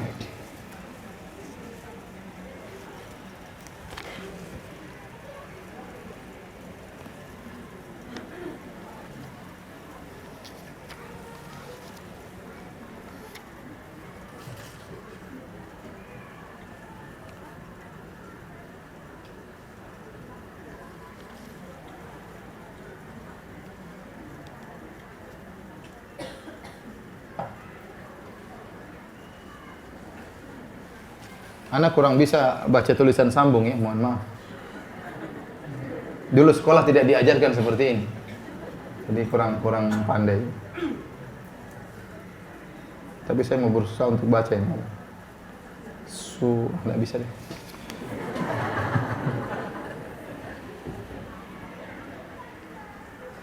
Amalan anak soleh mengalir kepada orang tua. Batas orang tua sampai mana, Ustadz? Apakah termasuk kakek ke atas? Apakah termasuk anak? Wallahu alam, zahirnya adalah orang tua yang pertama. Orang tua yang pertama yang mendidik dia, yang masukkan dia ke dalam pondok misalnya. Orang tua dia kaitannya dengan kakeknya ya. Adapun dia kaitan dengan apa? Kaitan dengan orang tuanya dia. Ya. Wallahu alam bishawab.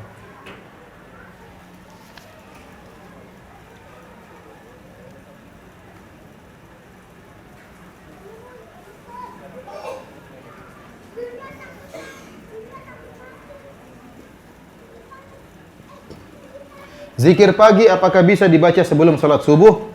Artinya dibaca setelah sholat tahajud dan witir? Tidak, zikir pagi dibaca setelah terbit fajar. Setelah terbit fajar. Ya. Boleh kalau misalnya sebelum sholat subuh kalau qomatnya lama, tapi lebih afdal setelah sholat subuh ya. Tapi yang waktunya dimulai dari setelah terbit fajar. Seandainya seorang lupa, maka dia boleh zikir misalnya dia qadha, nggak jadi masalah ya. Tapi yang paling bagus adalah sebelum terbenam, sebelum terbit mata. Ya. Demikian juga zikir sore zikir petang dimulai setelah azan asar, setelah sholat asar sampai terbenam matahari. Kalau seandainya matahari sudah terbenam, maka Allah mengatakan tidak mengapa diqadha ya, tidak mengapa diqadha. Tapi yang paling bagus adalah di waktu asar, setelah sholat asar.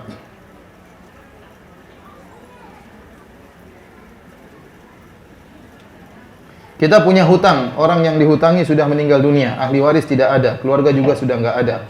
Bagaimana caranya kita membayar hutang tersebut? Terima kasih Ustaz. Semoga Ustaz sehat-sehat, amin ya. Caranya, maka kita bersedekah atas nama orang tersebut.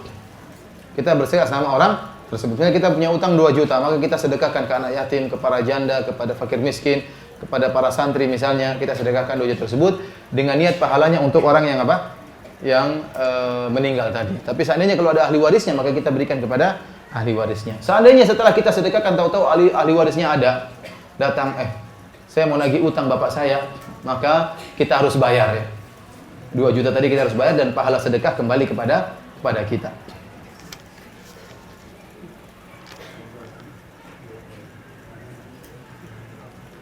Bagaimana kiat-kiat untuk mengurangi cinta dunia ini? Ya. Kiat-kiat diantaranya ya, kita sadar bahwasanya dunia ini hanyalah sementara ya. Ini yang sering luput dari kita ya. Ya, dan kita diantaranya isi hari-hari kita dengan ibadah ya. Sebenarnya sederhana ya, ibu-ibu sekalian yang dirahmati Allah Subhanahu wa taala. Yang penting kita mengontrol diri kita dengan ibadah, insya Allah kita pun terkontrol dalam masalah dunia. Jangan lupa pagi-pagi zikir pagi, sore zikir petang, waktu duha sholat duha. Sempatkan baca Quran setiap hari. Ya, ada waktu pengajian ikut pengajian. Meskipun kita mall, meskipun kita ke mall, meskipun ada waktu ada apa yang mengontrol kita. Ya. Tapi kalau kita lalai dari ibadah sama sekali, itu yang terkadang buat kita lupa sama sekali. Sehingga kita terbawa dengan gemerlapnya dunia, tahu-tahu maut menjemput kita. Oleh karenanya, selama kita ada waktu untuk baca Quran, ya, selama ada waktu untuk sholat duha, kalau ada waktu sholat malam, alhamdulillah, ya, ada waktu untuk bersilaturahmi, insya Allah ada pengontrol bagi kita agar kita tidak terbawa dengan gemerlapnya dunia ini.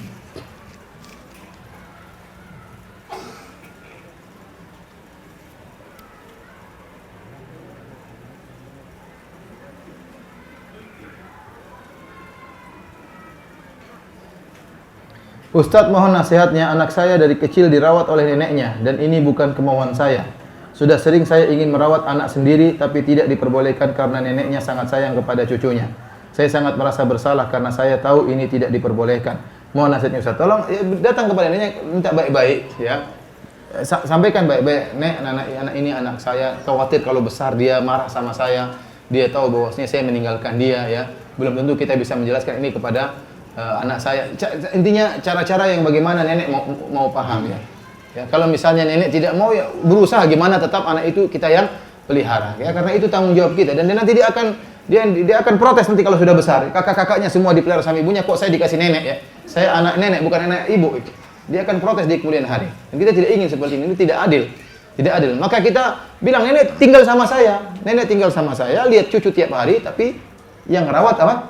Saya." Dan kita pahala besar kalau nenek tinggal sama kita, pahalanya besar. Makanya Allah memberi motivasi agar orang tua kita tinggal sama kita. Kata Allah Subhanahu wa taala, "Wa'budullaha wa la tusyriku bi syai'a." Ya, kata Allah Subhanahu wa taala, "Imma yablughanna indakal kibara ahaduhuma aw kilahuma."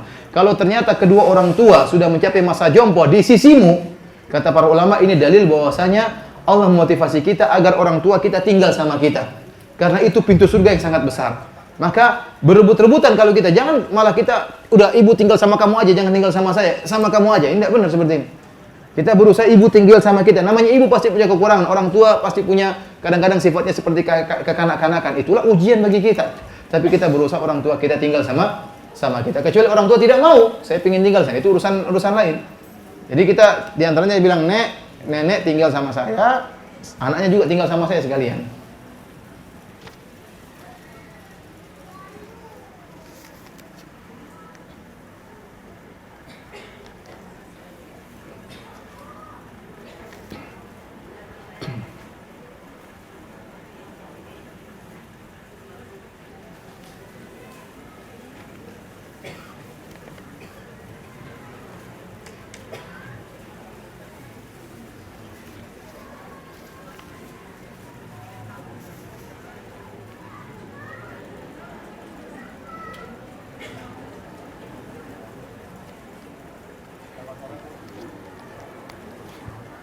Demikianlah para hadirin hadirat, mohon maaf banyak pertanyaan saya tidak bisa jawab, ya, karena kekurangan ilmu, ya. Ini banyak sekali hadiah. Ini buat saya atau bagaimana hadiahnya? Hadiahnya buat yang bisa jawab pertanyaan. Ibu-ibu dan bapak-bapak. Ya. Baik, ibu-ibu, pertanyaan pertama. Sebutkan kiat paling utama agar anak menjadi anak yang soleh dan solehah. Ada yang angkat tangan? Enggak, kalau gitu tambah 3 kiat, ya, supaya 3 kiat. Angkat tangan. Yang angkat tangan di luar. Ya, coba jawab.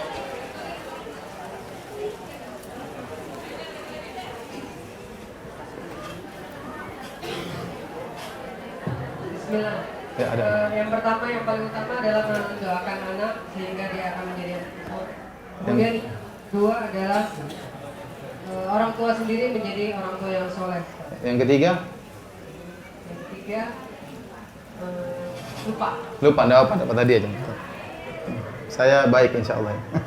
Kasih hadiah tetap. Pertanyaan berikutnya, metode ketiga dan keempat. Ada yang bisa sebutin? Lanjutin.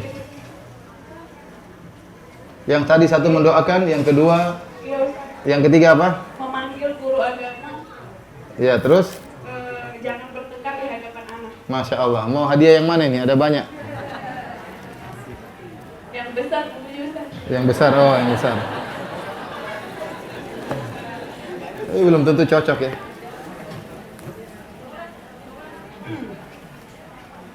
Ini mau tentang Syiah, mau? Hah? Apa yang ini? Hah? Yang mana? Yang ini aja ya? Iya. Ini buat bapak-bapak yang Syiah aja. Ibu biar berakhlak mulia kepada suami.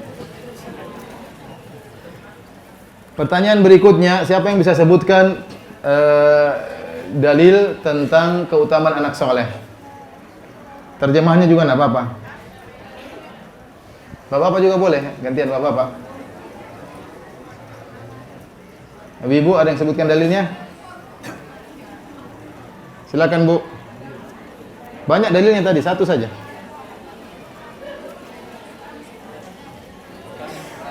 Nah, silakan. Apa? Wa min dzurriyyati. Iya, doa dari Nabi Ibrahim alaihissalam. Silakan Pak, pilih yang mana? Yang Syiah, Masya Allah.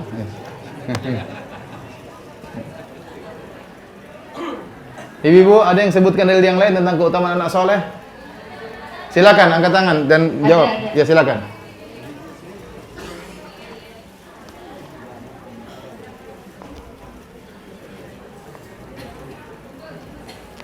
Silakan. Silakan. Nggak jadi Ustaz. Nggak jadi, yang lain mewakili nggak apa-apa.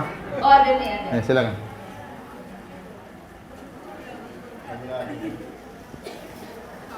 Silakan. Ayo cepat, hadiahnya masih banyak nih. Ustaz, Ya silakan. itu terkandung dalam doa Al-Furqan ayat 74 bukan? Iya. Hablana, Iya, benar. wazwajina, Iya. wazuriyatina. Masya Allah. Ya, yang mana terserah. Wa ta'ayun waj'alna lil muttaqin imama. Masya Ya, Pak. Allah. Ustaz, Yang mana? paling bagus. Semuanya bagus nih. Ada tentang hukum waris, ada tentang panduan Ramadan Ustadz Abdul Tuasikal, ada tentang Madinah ke Radio Roja, ada tentang Syiah. Yang mana? Pilih wanita ada nggak Ustaz? Fikih wanita.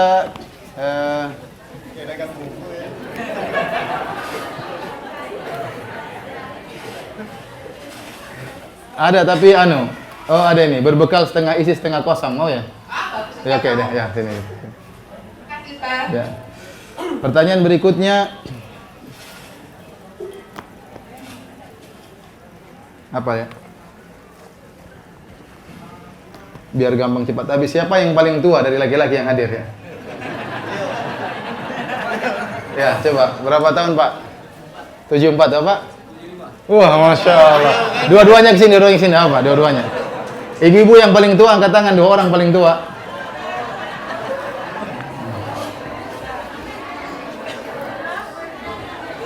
Kasih, silakan Pak, sini dua-duanya. Suruh pilih aja, suruh pilih. Ibu-ibu yang paling tua 2 orang. Ada Ustaz sebentar. Ada ya? Usia 67 Ustaz. Masya Allah. Satunya lagi yang di bawahnya.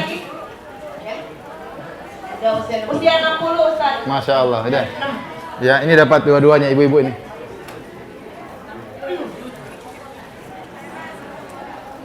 Ya. Terus ibu-ibu yang paling muda ada? Yang paling muda. Jangan yang merasa muda ya. Saya minta yang paling muda. Yang paling muda. Yang paling muda. Ada ya? 18. Ada nih. 18.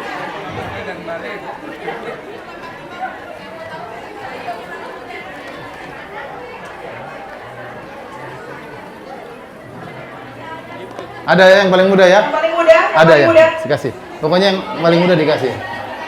Ya. Berapa? Yang paling muda tapi istri ya. Maksudnya wanita yang paling muda. Usia 25 Ustaz. Iya, enggak apa-apa paling. Iya, yang penting dia seorang istri. Ya. Enggak apa-apa, janda enggak jadi masalah. Yang penting dia pernah jadi istri ya. Baik, bapak-bapak yang paling muda tapi suami. Ya. Usia 25. Wah, ini berapa usianya? Usia 25? Sini, Masya Allah. Ada yang lebih muda dari dia? Nggak ada. Silakan sini, Pak. Ustaz Afwan, di lantai atas ada 5 orang usia 65 tahun. Oh ya udah, nggak apa-apa. Ini kasih 5-5-nya nih ya. Biar cepat habis. Sini Pak, silakan. 6 buku apa? 6 buku. 6 buku ya? 6 buku. Iya. Ini. Silakan pilih.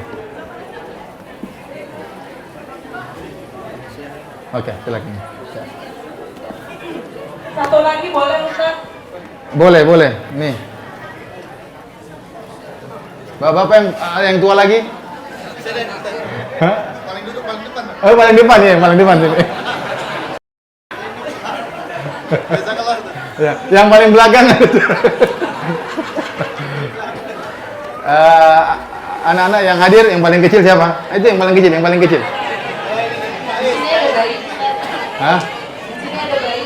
Ada bayi? Nggak bisa. Ini. Ini buat ibu-ibu yang paling kecil, anak-anak. Demikian saja Bapak dan Ibu yang dirahmati Allah Subhanahu wa taala. Semoga kita bisa menjadi orang tua yang soleh dan semoga anak-anak kita menjadi anak yang soleh dan solehah. Subhanakallahumma bihamdik asyhadu an la ilaha illa anta astaghfiruka wa atubu ilaik. Assalamualaikum warahmatullahi wabarakatuh.